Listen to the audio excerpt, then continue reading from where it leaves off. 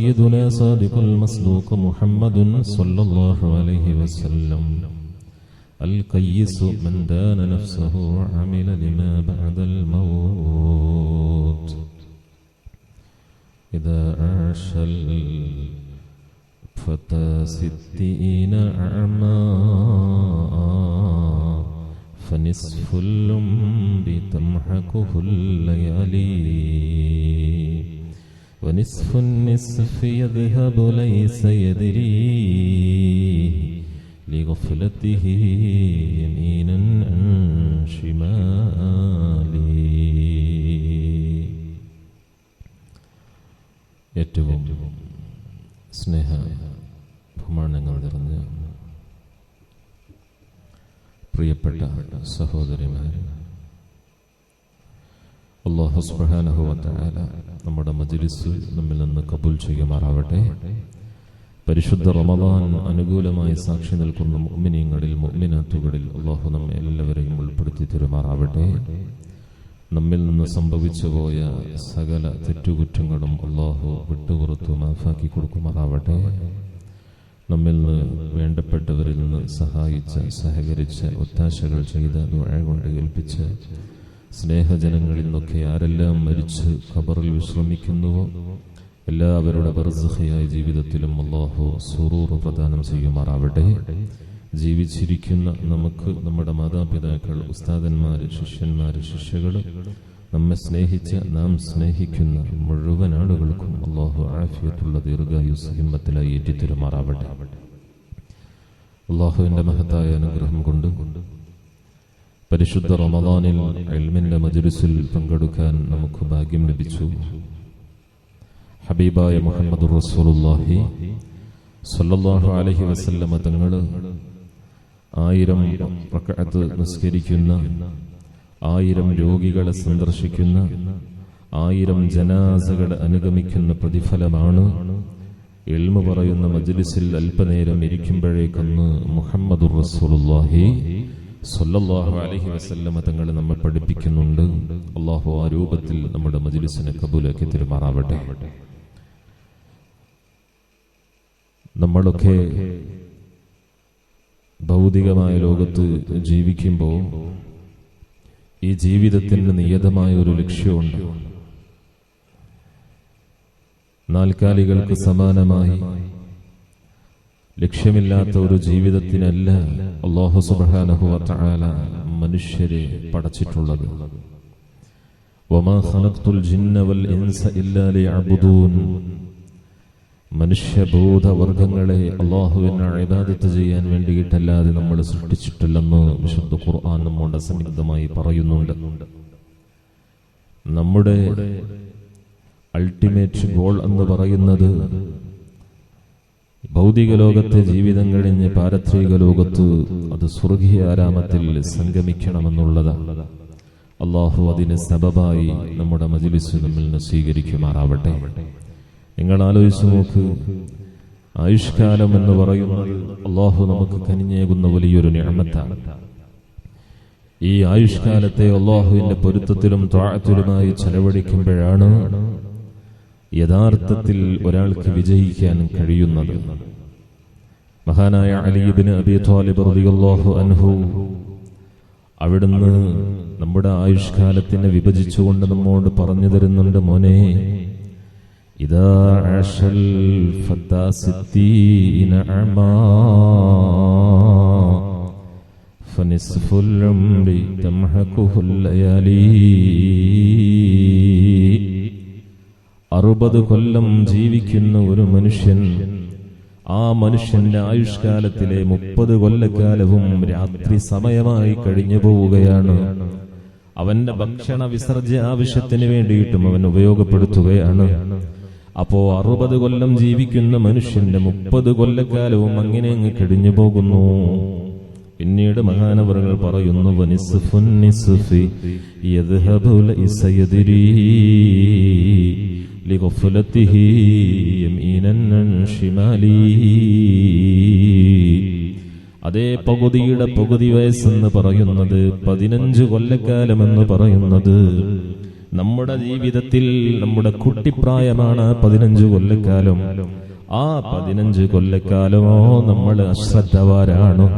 നമുക്ക് വ്യക്തമായ ഒരു ലക്ഷ്യമൊന്നും ആ സമയത്തില്ല. ഇടവും വലവൊന്നും നോക്കാതെ നമ്മൾ ഇങ്ങനെ നടന്നുകൊണ്ടിരിക്കുന്ന ഒരു സമയമാണ് 15 കൊല്ലക്കാലം. അപ്പൊ 60 കൊല്ലം ജീവിക്കുന്ന മനുഷ്യന്റെ 30 കൊല്ലം രാത്രിയൊക്കെ ഇങ്ങനെ പോയി. 15 കൊല്ലക്കാലം എങ്ങനെയാണ് നമ്മുടെ കുട്ടിപ്രായമായി അങ്ങനെയോ അങ്ങ് കഴിഞ്ഞു. 45 വയസ്സ് അങ്ങനെ അങ്ങ് പോയി. എന്നിട്ട് മഹാനായ അലി ഇബ്നു അബി ത്വാലിബ് തങ്ങൾ പറയുന്നു, വസുലുസുൻ നിസ്ഫി അമാലുൻ വഹിർസു വശുഗുലുൻ ബിൽ മകാസിബി വൽ അയാലി. പിന്നെ ഒരു 10 കൊല്ലക്കാലം അഥവാ പകുതിയുടെ 1/3 പറയുന്ന 10 കൊല്ലക്കാലം ഉണ്ടല്ലോ, ആ സമയത്താണ് നിനക്ക് ആഗ്രഹങ്ങളുള്ളത്, നിനക്ക് ആശകളുള്ളത്, നിനക്ക് ഒരുപാട് മോഹങ്ങളുള്ളത്. വശുഗുലുൻ ബിൽ മകാസിബി വൽ അയാലി. നിന്റെ ജോലിയുമായിട്ട് നീ വ്യാപൃതനാകുന്നത് അപ്പോഴാണ്. നിന്റെ കൂട്ടുകുടുംബവുമായിട്ട് വ്യാപൃതനാകുന്നത് എങ്ങനെയാ? അപ്പൊ ആയുഷ്കാലത്തിലെ 60 വയസ്സ് ജീവിക്കുന്ന മനുഷ്യന്റെ 45 + 10 കൊല്ലക്കാലം അങ്ങനെയങ്ങ് പോയി 55 വയസ്സായി. പിന്നെ അവശേഷിക്കുന്നത് 5 കൊല്ലം മാത്രമാണ്. ആ 5 കൊല്ലത്തെ കുറിച്ചിട്ടും വലിയാര് തങ്ങൾ പറയാണ്, വബഅകിൽ ഉംരി അസ്കാമുൻ വശൈബു വഹമ്മുൻ ബിർതിഹാലിൻ വന്തിഖാലി. അവശേഷിക്കുന്ന ആ 5 കൊല്ലക്കാലം ഉണ്ടല്ലോ, എത്രയോ രോഗങ്ങളാണ് നിന്നെ പിടികൂടിയത്. നിന്റെ കറുത്ത മുടികളെല്ലാം നരച്ചു നരവന്നു പോയല്ലോ. വഹമ്മുൻ ബിർതിഹാലിൻ വന്തിഖാലി. ഇവിടുന്ന് മരണപ്പെട്ടു മറ്റൊരു ലോകത്തേക്കുള്ള യാത്ര പോകാനുള്ള സമയമായി എന്ന ടെൻഷൻ വരാൻ തുടങ്ങി. ഇവിടുന്ന് വിട പറയണമെന്ന ബേജാറ് വരാൻ തുടങ്ങി. മരിച്ചു പോകണമെന്നുള്ള ചിന്ത വരാൻ തുടങ്ങി. അങ്ങനെ 5 കൊല്ലക്കാലം ആ രൂപത്തിലും അങ്ങ് കഴിയുമ്പോ നിന്റെ ആയുഷ്കാലം പൂർണ്ണമാകുമെന്ന് മഹാനായ അലി ഇബ്നു അബി ത്വാലിബ് തങ്ങൾ പറയുന്നു. എന്നിട്ട് പറയാണ്, ഫഹുബ്ബുൽ മർഇ തൂലൽ ഉംരി ജഹ്ലു വകിസ്മതു അലാ ഹാദൽ മിസാലി. ഒരുപാട് കാലം ജീവിക്കണമെന്ന മോഹമുണ്ടല്ലോ, അതല്ല നമുക്ക് വേണ്ടത്. അല്ലാഹു തന്ന ആയുസ് ഒരു സെക്കൻഡ് സമയം പോലും വെറുതെ കളയാതെ അല്ലാഹുവിന്റെ ത്വഅത്തിലായി ചെലവഴിക്കാൻ കഴിയണം. അതാണ് നമ്മൾ ആഗ്രഹിക്കേണ്ടതും ആശിക്കേണ്ടതും. അല്ലാതെ കുറെ കാലം അങ്ങനെ ഒരു ലക്ഷ്യമില്ലാത്ത ജീവിതം കൊണ്ട് ഒരാൾക്കും ഒരു പ്രയോജനവുമില്ല. ഫഹുബ്ബുൽ മർഇ തൂലൽ ഉംരി ജഹ്ലു. കുറെ കാലം ജീവിക്കണോ എന്നുള്ള മോഹമുണ്ടല്ലോ, അത് അജ്ഞതയാൽ ഉണ്ടാകുന്നതാ. വകിസ്മതുഹു അലാ ഹാദൽ മിസാലി. അവന്റെ ആയുഷ്കാലം എത്ര റബ്ബ് തന്നാലും അതിന്റെ വിഭജനം ഇങ്ങനെയാകുമെന്ന് മഹാനായ അലി ഇബ്നു അബി ത്വാലിബ് റളിയല്ലാഹു അൻഹു പഠിപ്പിക്കുകയാണ്. ഇവിടെയാണ് ഞാനും നിങ്ങളും ശ്രദ്ധിക്കേണ്ടത്. ഈ കുറഞ്ഞ ആയുഷ്കാലം ഹബീബായ മുഹമ്മദുർ റസൂലുള്ളാഹി, ഹബീബായ മുഹമ്മദുർ റസൂലുള്ളാഹി, മുഹമ്മദുൻ അഷ്റഫുൽ അഅറാബി വൽ അജമി,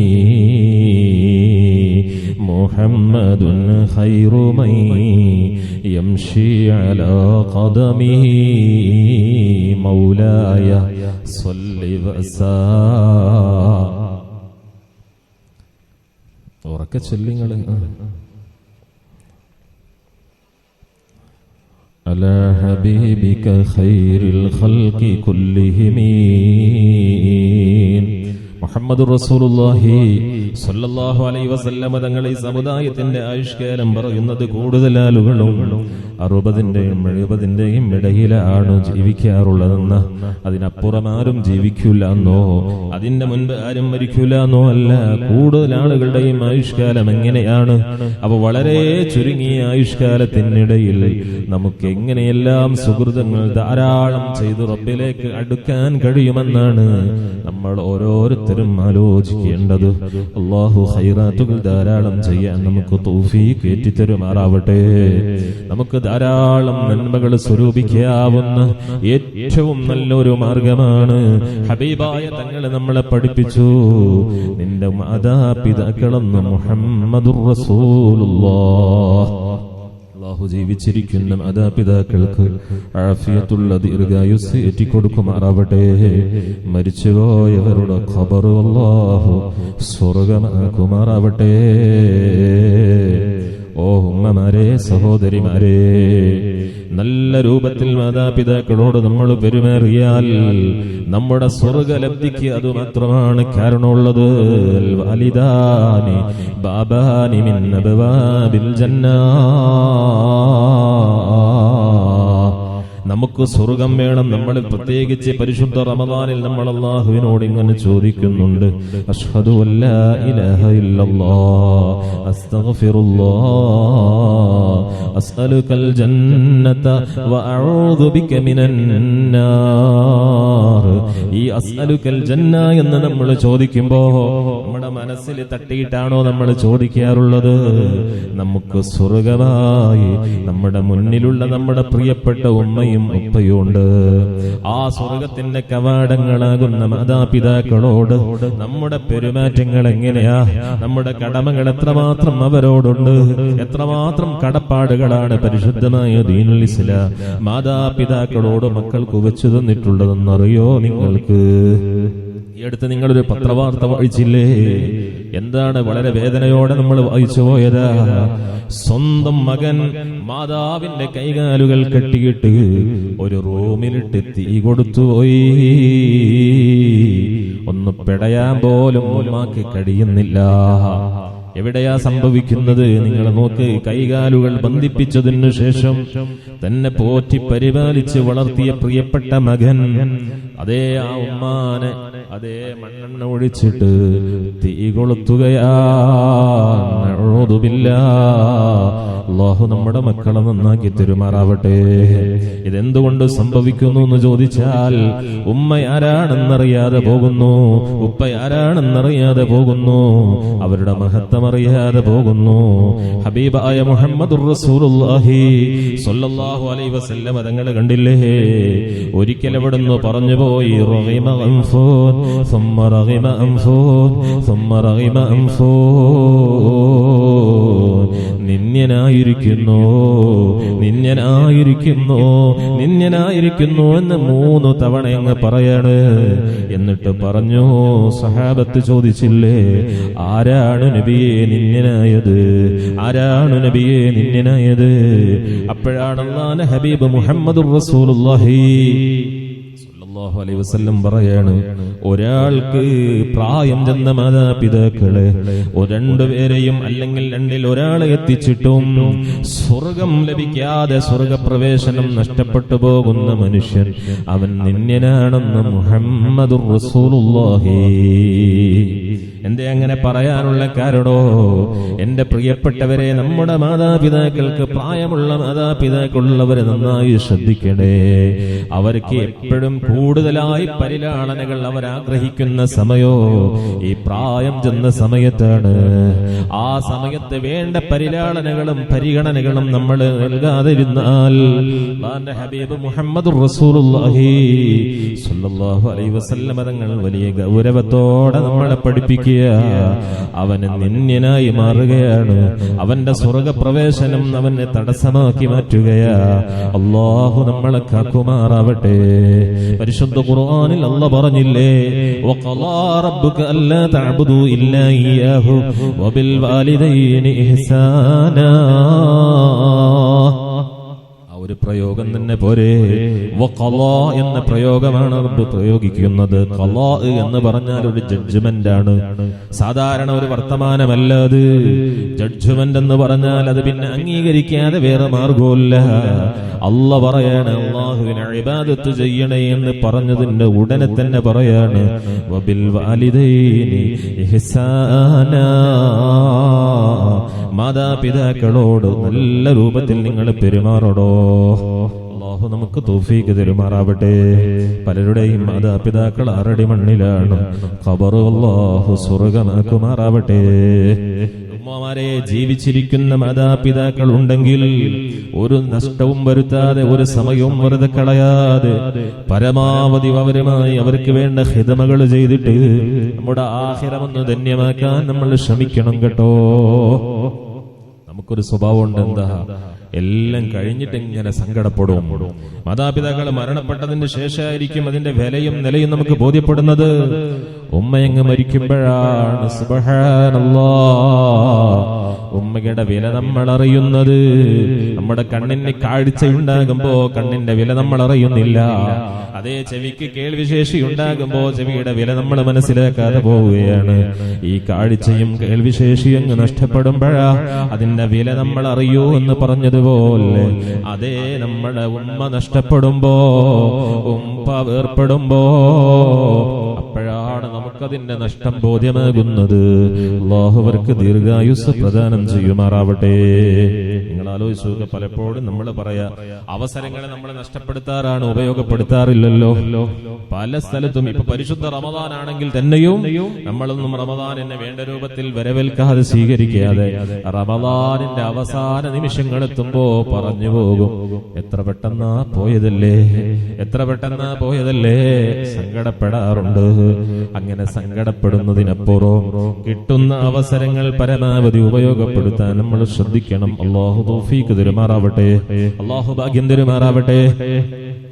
മുമ്പ് രണ്ട് കുട്ടികള് നമ്മൾ ഈ അവസരങ്ങൾ ഉപയോഗപ്പെടുത്തുന്നിടത്ത് നമ്മൾ ശ്രദ്ധിക്കണം. കിട്ടുന്ന ആ ഒരു ഓപ്പർച്യൂണിറ്റി നമ്മൾ നഷ്ടപ്പെടുത്താൻ പാടില്ല.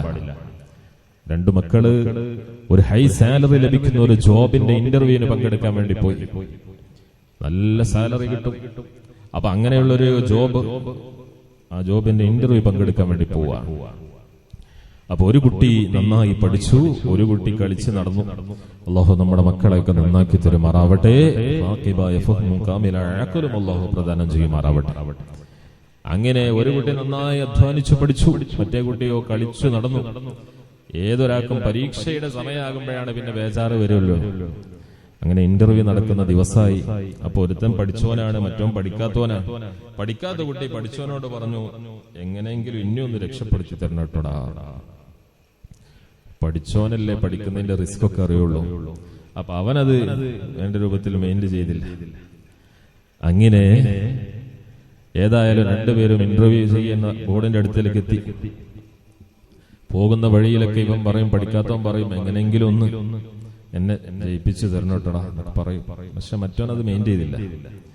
അങ്ങനെ ഇന്റർവ്യൂ ബോർഡിന്റെ അടുക്കൽ ചെന്ന് ആദ്യം പഠിച്ച കുട്ടിയെ ബോർഡ് വിളിച്ച് ഇന്റർവ്യൂ നടത്തുകയാണ്. അപ്പോ അവനോട് ചില ചോദ്യം ചോദിക്കുമല്ലോ. അപ്പൊ ഒന്നാമത്തെ ചോദ്യം, ഇന്ത്യ രാജ്യത്തിന് എന്നാ മോനെ സ്വാതന്ത്ര്യം കിട്ടിയതെന്ന് ചോദിച്ചു.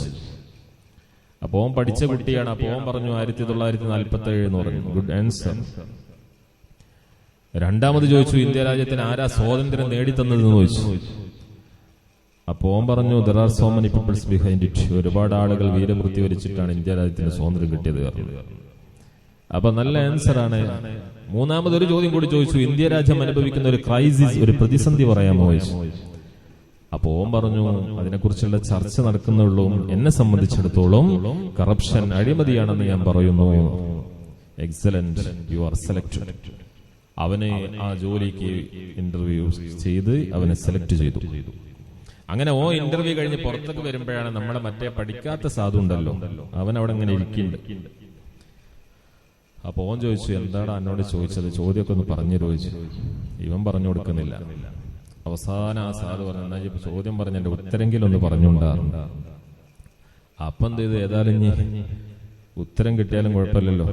അപ്പൊ കൂടെ വന്നോനല്ലേ എന്ന് വിചാരിച്ച് മറ്റവൻ പറഞ്ഞു, എന്നാ ഞാൻ ഉത്തരം പറഞ്ഞുതരാ.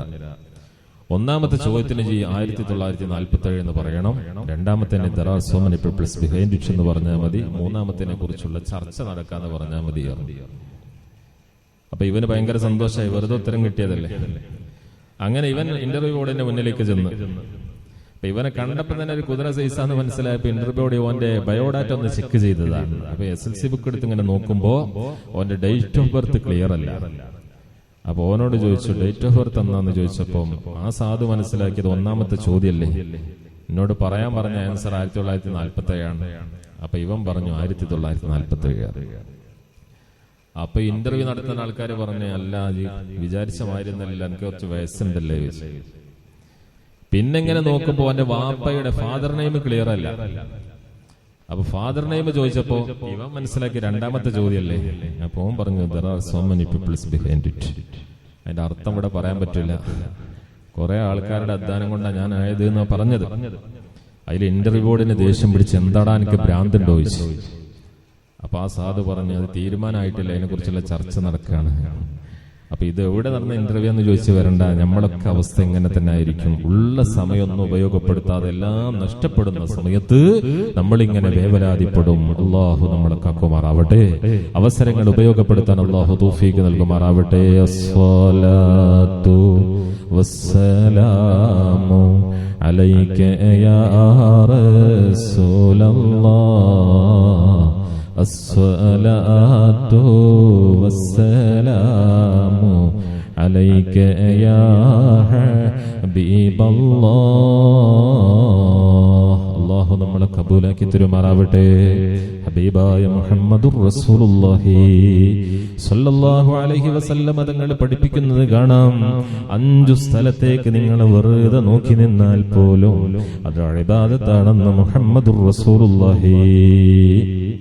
5 സ്ഥലത്തേക്ക് നമ്മൾ വെറുതെ നോക്കി നിന്നാൽ പോലും അത് ഇബാദത്താണെന്ന് പരിശുദ്ധമായ ഖുർആനാണ്. ആ ഖുർആനിലേക്ക് നമ്മൾ ഇങ്ങനെ ബഹുവ്യതയോടെ ബഹുമാനത്തോടെ വെറുതെ നോക്കി നിന്നാൽ പോലും കൂലിയുള്ളതാണ്. രണ്ടാമത് പരിശുദ്ധ കഅബാലയമാണ്, അതിലേക്ക് നോക്കി നിന്നാലും കൂലിയാണ്.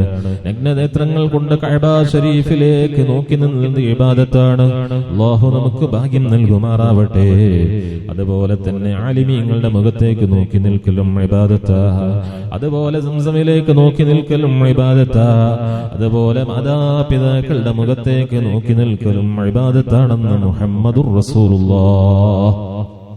ഇബാദത്താണ് ഉമ്മാന്റെ മുഖത്തേക്ക് ഉപ്പാന്റെ മുഖത്തേക്ക് ആദരവോടെ ബഹുമാനത്തോടെ നോക്കി നിൽക്കുന്ന മനുഷ്യന് പരിപൂർണമായ രൂപത്തിൽ ഹജ്ജും ഉംറയും ചെയ്തത് പ്രതിഫലമുണ്ടെന്ന് മുഹമ്മദുർ റസൂലുള്ളാഹ് സല്ലല്ലാഹു അലൈഹി വസല്ലം തങ്ങളെ സഹാബത്തിനോട് പറയുമ്പോ സഹാബത്ത് ചോദിക്കുകയാണ്, നബിയേ, ഓ നബിയേ, അതേ ഞങ്ങളെല്ലാ ദിവസവും 100 തവണ ഞങ്ങളുടെ ഉമ്മാന്റെ മുഖത്തേക്ക് ഇങ്ങനെ ബഹുമാനത്തോടെ നോക്കി നിന്നാൽ അത്രമാത്രം ഹജ്ജ് ഉംറ ചെയ്ത പ്രതിഫലം ലഭിക്കുമോ എന്ന് ചോദിക്കുമ്പോ അല്ലാഹുവിന്റെ ഹബീബ് മുഹമ്മദുർ റസൂലുള്ളാഹി സ്വല്ലല്ലാഹു അലൈഹി വസല്ലം തങ്ങൾ പറയാ, റബ്ബ് നൽകാൻ അല്ലാഹു അവന്റെ ഔദാര്യം വിശാലമാണ്. അല്ലാഹു ആ രൂപത്തിലുള്ള പ്രതിഫലം നൽകുമെന്ന് മുഹമ്മദുർ റസൂലുള്ളാഹ്. അല്ലാഹു നമുക്ക് ഭാഗ്യം തരുമാറാവട്ടെ. ഉമ്മമാരെ, അതുകൊണ്ട് നമ്മുടെ മാതാപിതാക്കൾ ജീവിച്ചിരിക്കുമ്പോ നമുക്ക് കിട്ടുന്ന അവസരങ്ങളാണ്, നഷ്ടപ്പെട്ടു പോകരുതേ. മരിച്ചുപോയവരുണ്ടാകും, മാതാപിതാക്കൾ 6 അടി മണ്ണിൽ കിടക്കുന്നവരാകും. അവരെ നമ്മൾ ഒരിക്കലും മറന്നു പോകാൻ പാടില്ല. ജീവിതകാലത്ത് നമ്മൾ പരമാവധി അവർക്ക് വേണ്ടി ഖിദ്മ ചെയ്ത് മരണശേഷവും അവരെ ഓർക്കാത്ത ദിവസങ്ങൾ നമ്മുടെ ജീവിതത്തിൽ കഴിഞ്ഞു പോകാൻ പാടില്ല. മഹാനായ സയ്യിദുനാ റസൂലുള്ളാഹി തങ്ങളുടെ അടുക്കൽ ഇരിക്കുമ്പോൾ മഹാനായ മാലിക് ഇബ്നു റബീഅത്ത് റളിയല്ലാഹു അൻഹു പറയാണ്, അവരുദ്ധരിക്കുന്ന ഹദീസിൽ കാണാം, ഞങ്ങളെല്ലാവരും മുത്തുനബി സല്ലല്ലാഹു അലൈഹി വസല്ലം തങ്ങളുടെ കൂടെ ഇരിക്കുമ്പോ ബനൂ സലമ ഗോത്രത്തിൽപ്പെട്ട ഒരാൾ വന്നിട്ട് ചോദിക്കുകയാണ്, യാ റസൂലല്ലാഹ്, എന്റെ മാതാപിതാക്കളുടെ മരണശേഷം ഞാൻ അവർക്ക് ചെയ്യേണ്ട വല്ല ഗുണങ്ങളും ബാക്കിയുണ്ടോ നബിയേ? മാതാപിതാക്കൾ മരണപ്പെട്ടു പോയ ഉമ്മമാരുണ്ടോ എന്റെ സദസ്സിൽ? നിങ്ങൾ കേൾക്കണേ, ശ്രദ്ധിച്ചു മനസ്സിലാക്കണേ. മഹാനായ മുത്തുനബിയുടെ അടുക്കൽ വന്നയാൾ ചോദിക്കുക, എന്റെ മാതാപിതാക്കളുടെ മരണശേഷം ഞാൻ അവർക്ക് ചെയ്യേണ്ട വല്ല ഗുണങ്ങളും ബാക്കിയുണ്ടോ നബിയേ?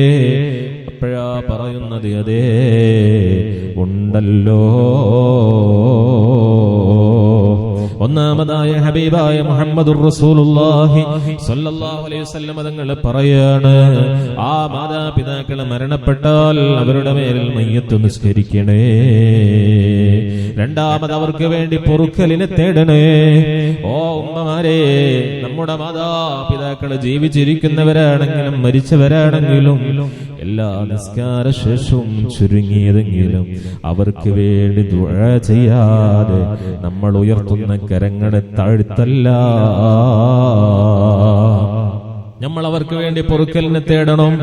അതേ, അവര് മരണപ്പെട്ടാൽ അവര് നമ്മളോട് വല്ല കരാറുകളും ചെയ്തിരുന്നോ, വല്ല ഉടമ്പടികളും ചെയ്തിരുന്നോ, അതെല്ലാം നമ്മൾ നടപ്പാക്കി കൊടുക്കണോ.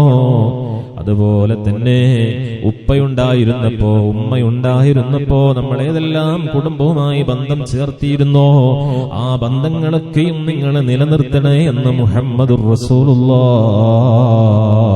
അതുപോലെ മാതാപിതാക്കളുടെ കൂട്ടുകാരെയും നിങ്ങൾ ബഹുമാനിക്കണേ എന്ന് മുഹമ്മദുർ റസൂലുള്ളാഹി സ്വല്ലല്ലാഹു അലൈഹി വസല്ലം തങ്ങൾ നമ്മളെ പഠിപ്പിക്കുകയാ. അതുകൊണ്ട് മുഅ്മിനീങ്ങളെ, അവസരങ്ങൾ ഉപയോഗപ്പെടുത്തണേ. നമ്മുടെ ഉപ്പയും ഉമ്മയും നമ്മുടെ വീടകങ്ങളിൽ ജീവിച്ചിരിക്കുന്ന ഒരു സമയോട് അത് നമ്മുടെ ഏറ്റവും മനോഹരമായ നിമിഷമാണ്. ഏത് വിഷമാണെങ്കിലും, ഏത് പ്രയാസാണെങ്കിലും, ഏത് സങ്കടാണെങ്കിലും ഉമ്മാന്റെ സമീപത്ത് നമ്മൾ എത്തുമ്പോ നമ്മൾ ആ സങ്കടം അങ്ങ് അവതരിപ്പിക്കുമ്പോഴേക്ക് നമുക്ക് എത്ര പെട്ടെന്നാണ് പരിഹാരം ലഭിക്കാറുള്ളത്. അതുകൊണ്ടല്ലേ തൂരിസീന പർവ്വതം കയറുന്ന സമയത്ത് മഹാനായ മൂസ നബി അലൈഹിസ്സലാത്തു വസ്സലാമിനോട് അല്ലാഹു പറഞ്ഞില്ല, മൂസ നബിയേ, മൂസ നബിയേ, ശ്രദ്ധിച്ചു കയറണേ മൂസ നബിയേ, ശ്രദ്ധിച്ചു കയറണേ മൂസ നബിയേ. അതെന്തേ അങ്ങനെ പറയാൻ കാരണം? പലപ്പോഴും കയറിയതാണ്. ഇപ്പൊ എന്തേ ഇങ്ങനെ പറയാൻ കാരണം എന്നറിയോ? ഇതുവരെ നിങ്ങളുടെ ഉമ്മ ജീവിച്ചിരിപ്പുണ്ടായിരുന്നു, നിങ്ങൾക്ക് വേണ്ടി ദുആ ചെയ്യുന്ന ഉമ്മയുണ്ടായിരുന്നു. ഇപ്പൊ ഉമ്മയില്ലാത്തൊരു സിറ്റുവേഷനിലാണ് നിങ്ങൾ കയറുന്നത്. അതുകൊണ്ട് നിങ്ങൾ നന്നായി ശ്രദ്ധിച്ചു പിടിച്ചു കയറണമെന്ന് പറഞ്ഞെങ്കിൽ നമ്മുടെ മാതാപിതാക്കളെ, പ്രിയപ്പെട്ട മക്കൾക്ക് വേണ്ടി ദുആ ചെയ്യുന്ന ഒരു സമയോട് അത് ജീവിതത്തിലെ ഏറ്റവും മനോഹരമായ നിമിഷങ്ങളാ. അല്ലാഹു ഒരുപാട് കാലം അനുഭവിക്കാൻ നമുക്ക് തൗഫീഖ് തരുമാറാവട്ടെ. അവരെ സ്നേഹമാ നമ്മുടെ ജീവിതം, അവരോടുള്ള ആദരവാ നമ്മുടെ ജീവിതം. അവരെ നമ്മൾ എത്രമാത്രം പരിഗണിക്കുന്നുവോ അതിനനുസരിച്ച് നിങ്ങൾക്ക് അല്ലാഹു റഹ്മത്ത് ചെയ്തു തരുമെന്ന് മുഹമ്മദുർ റസൂലുള്ളാഹി. കണ്ടില്ലേ, അബൂ ഹുറൈറ റളിയല്ലാഹു അൻഹു പറയാണ്, വിശപ്പ് കാരണം ഒരു ദിവസം ഞാൻ എന്റെ വീട്ടിൽ നിന്ന് പള്ളിയിലേക്ക് ഇറങ്ങിയതാ. മഹാനായ അബൂ ഹുറൈറ റളിയല്ലാഹു അൻഹു, അല്ലാഹു അവിടുത്തെ മദദ് പ്രദാനം ചെയ്യുമാറാവട്ടെ. എത്രമാത്രം വിശപ്പ് സഹിച്ച സ്വഹാബിയ, അഹ്ലുസുഫയുടെ നേതാവല്ലേ അബൂ ഹുറൈറ തങ്ങൾ. ഒരു വേള വിശന്ന് മഹാനവറുകൾ ഇങ്ങനെ കിടക്കുന്നത് കണ്ടപ്പോ മറ്റ് സഹാബികൾ പറഞ്ഞു പോയില്ലേ, അബൂ ഹുറൈറ മരിച്ചുപോയി എന്ന്. അബൂ ഹുറൈറ തങ്ങൾ പറയാൻ, അവരോട് ഞാൻ മരിച്ചിട്ടില്ല എന്ന് പറയാനുള്ള സ്ട്രെങ്ത് എനിക്കില്ല. ഞാൻ മരിച്ചു എന്ന് പറയുന്നവരോട് ഞാൻ മരിച്ചിട്ടില്ല, എനിക്ക് ജീവൻ ബാക്കിയുണ്ടെന്ന് പറയാൻ പോലും കഴിയാതെ അത്രയും വിശപ്പ് സഹിച്ച സ്വഹാബിയാണല്ലോ അബൂ ഹുറൈറ റളിയല്ലാഹു അൻഹു. എല്ലാ സമയവും ഹബീബായ തങ്ങളുടെ കൂടെ കൂടി ഇൽമു പഠിക്കാൻ വേണ്ടി ചെലവഴിച്ചവരാ. അവരുടെ ബറക്കത്ത് കൊണ്ട് അല്ലാഹു നമ്മുടെ ഇൽമു വർദ്ധിപ്പിച്ചു തരുമാറാവട്ടെ. അബൂ ഹുറൈറ തങ്ങൾ പറയാണ്, വിശപ്പ് കാരണം ഒരു ദിവസം ഞാൻ വീട്ടിൽ നിന്നങ്ങ് പള്ളിയിലേക്ക് ഇറങ്ങി. അവിടെ എത്തിയപ്പോ പള്ളിയിൽ ഒരു കൂട്ടം സ്വഹാബികളുണ്ട്. എന്നോട് അവര് ചോദിക്കുകയാണ്, അബൂ ഹുറൈറ, എന്തേ ഈ സമയത്ത് ഇവിടെ വരാൻ കാരണോ? അപ്പൊ ഞാൻ പറഞ്ഞു, വിശപ്പ് കൊണ്ടുവന്നതാണ്. അത് കേട്ടപ്പോ അവിടെയുള്ള സ്വഹാബികളും പറയാണ്, അല്ലാഹു തന്നെ സത്യം, വല്ലാഹി വല്ലാഹി ഞങ്ങളെയും പുറത്തിറക്കിയത് വിശപ്പു തന്നെയാ. അങ്ങനെ അവരെല്ലാം കൂടി അവരെ എവിടുന്ന് എഴുന്നേറ്റിട്ട് ചെല്ലുന്നത് എവിടേക്കാണെന്നറിയോ? ഇലാ ഹദറത്തി റസൂലില്ലാഹ് മുഹമ്മദുർ റസൂലുള്ളാഹി സ്വല്ലല്ലാഹു അലൈഹി വസല്ലം തങ്ങളുടെ സമീപത്തേക്ക് ചെല്ലാൻ. അപ്പൊ മുത്തുനബി ചോദിക്കുന്നുണ്ട്, സഹാബ എന്തേ ഈ സമയത്ത് എല്ലാരും കൂടി ഇങ്ങോട്ട് വന്നത്? അപ്പൊ അവര് പറഞ്ഞു, നബിയെ, വിശപ്പ് കൊണ്ടുവന്നതാ, വിശപ്പ് കൊണ്ടുവന്നതാ. അപ്പോഴാണ് മുഹമ്മദുർ റസൂലുള്ളാഹി സ്വല്ലല്ലാഹു അലൈഹി വസല്ലം തങ്ങൾ ഈത്തപ്പഴങ്ങളുള്ള ഒരു പാത്രം കൊണ്ടുവരികയാ. അതിൽ നിന്ന് ഞങ്ങൾക്ക് എല്ലാവർക്കും ഈ 2 ഈത്തപ്പഴങ്ങൾ വീതം മുത്തുനബി നൽകുകയാ. എന്നിട്ട് ഞങ്ങളോട് പറഞ്ഞു, ഈ 2 കാരക്കയും നിങ്ങൾ കഴിച്ചോളൂ, എന്നിട്ട് വെള്ളവും നിങ്ങൾ കുടിച്ചോളൂ, ഈ ദിവസത്തേക്കു നിങ്ങൾക്കു ഇത് മതി. ഇത് കേൾക്കുമ്പോ അബൂ ഹുറൈറ തങ്ങൾ പറയുന്നു, മഹാനവറുകൾ പറഞ്ഞു തരികയാണ്, ഞാൻ എന്ത് ചെയ്തെന്നറിയോ? എനിക്ക് കിട്ടിയ 2 ഈത്തപ്പഴമുണ്ടല്ലോ, ആ 2 ഈത്തപ്പഴത്തിൽ നിന്ന് ഒന്ന് ഞാൻ എടുത്തു ഭക്ഷിച്ചു, ഒന്ന് ഞാൻ എന്റെ മടിയിൽ സൂക്ഷിച്ചു. എനിക്ക് 2 എണ്ണാണ് ലഭിച്ചത്. 2-ൽ 1 ഞാൻ എടുത്ത് കഴിച്ചു, 1 ഞാൻ എന്റെ മടിത്തട്ടിൽ മാറ്റിവെക്കുകയാണ്, സൂക്ഷിക്കുകയാ. ആ രംഗം ഹബീബായ തങ്ങൾ കണ്ടോ? മുത്തുനബി ചോദിച്ചു, അബൂ ഹുറൈറ, നിങ്ങൾ ആർക്ക് വേണ്ടിയാണ് കരുതി വച്ചത് അബൂ ഹുറൈറ? 2 ഈത്തപ്പഴം നന്നായി വിശപ്പ് സഹിക്കവയ്യാതെയാണ് നിങ്ങൾ എന്റെ മുന്നിൽ വന്നത്. നിങ്ങൾക്ക് ലഭിച്ചത് ആകെ 2 ഈത്തപ്പഴയാണ്. അതിലൊന്നു നിങ്ങൾ തന്നു, ഒന്ന് നിങ്ങൾ മാറ്റിവെച്ചല്ലോ. അതാർക്ക് വേണ്ടി മാറ്റിവെച്ചതാ? അപ്പോഴാണ് അബൂ ഹുറൈറ തങ്ങൾ പറഞ്ഞത്, അതെന്റെ ഉമ്മാക്ക് വേണ്ടി മാറ്റിവെച്ചതാ, എന്റെ ഉമ്മാക്ക് വേണ്ടി മാറ്റിവെച്ചതാ. അല്ലാഹുവിന്റെ ഹബീബ് മുഹമ്മദുർ റസൂലുള്ളാഹി സ്വല്ലല്ലാഹു അലൈഹി വസല്ലം തങ്ങൾ പറഞ്ഞു, അബൂ ഹുറൈറ, അത് നിങ്ങൾ കഴിച്ചോളൂ, നിങ്ങളുടെ ഉമ്മാക്ക് വേണ്ട 2 എണ്ണം ഞാൻ തരാം അബൂ ഹുറൈറ. അങ്ങനെ മുത്തുനബി വേറെ 2 ഈത്തപ്പഴം എടുത്തു കൊടുക്കുകയാ. ഈ ഹദീസ് വിശദീകരിക്കുന്നിടത്ത് കാണാ, അബൂ ഹുറൈറ തങ്ങൾ പ്രിയപ്പെട്ട ഉമ്മാക്ക് ചെയ്യുന്ന ഹിദമ നോക്കു നിങ്ങൾ, ആ ഉമ്മാനോടുള്ള സ്നേഹം നോക്കു നിങ്ങൾ, ആ ഉമ്മാനെ പരിഗണിക്കുന്ന രംഗം നിങ്ങൾ നോക്കുക. അവരിരുവരെയും തൃപ്തരാക്കൽ വേണ്ടതാ, റബ്ബിന്റെ തൃപ്തിയും എപ്പോഴും അതിലുള്ളതാ.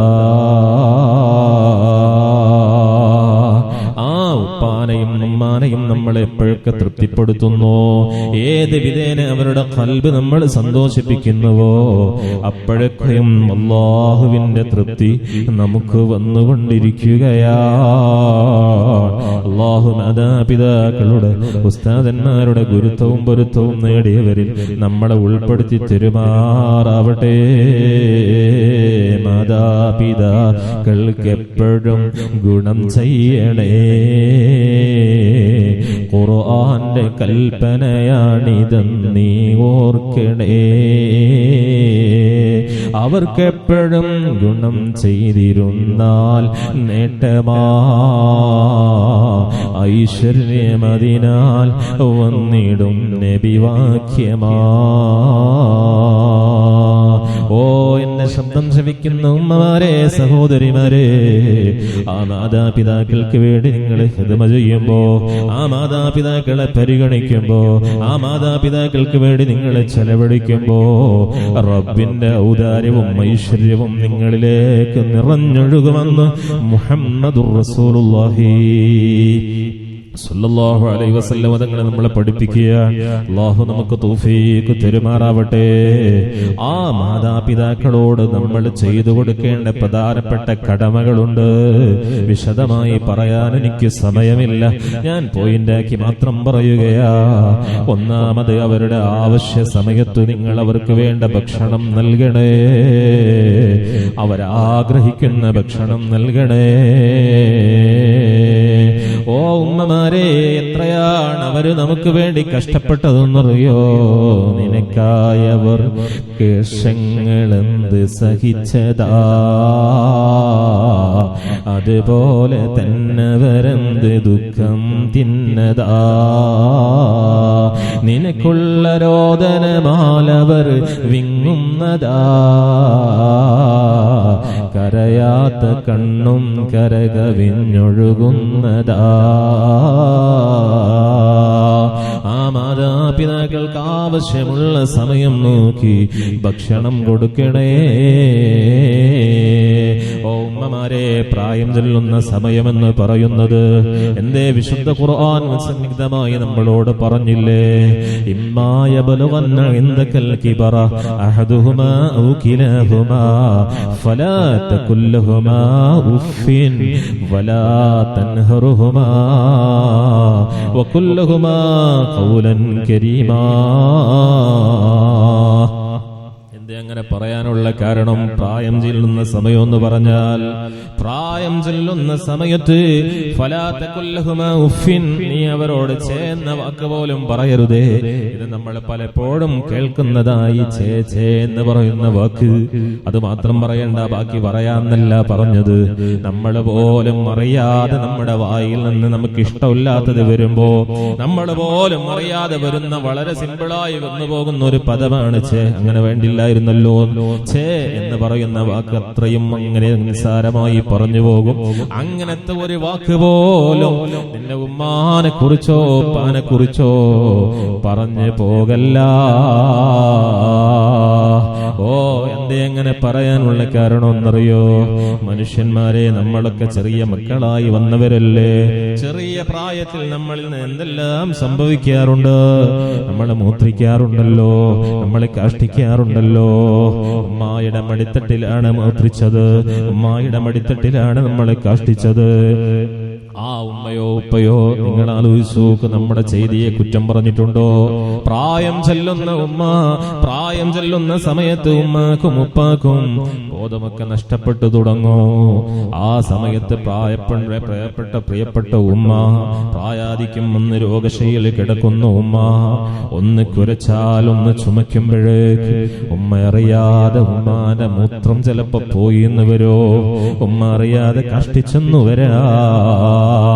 ഓ എന്റെ അമ്മമാരെ, എന്റെ പ്രിയപ്പെട്ട മക്കളെ, ആ പ്രിയപ്പെട്ട ഉമ്മയോ ഉപ്പയോ ഒന്ന് ചുമക്കുമ്പോഴേക്ക് അറിയാതെ മൂത്രം പോയാൽ, അറിയാതെ വിസർജ്യം പുറത്തേക്ക് വരുമ്പോ ഒരിക്കൽ പോലും നിന്റെ മൂക്ക് പൊത്തിയിട്ടത് വൃത്തിയാക്കുന്നൊരവസരം ഉണ്ടാവല്ല.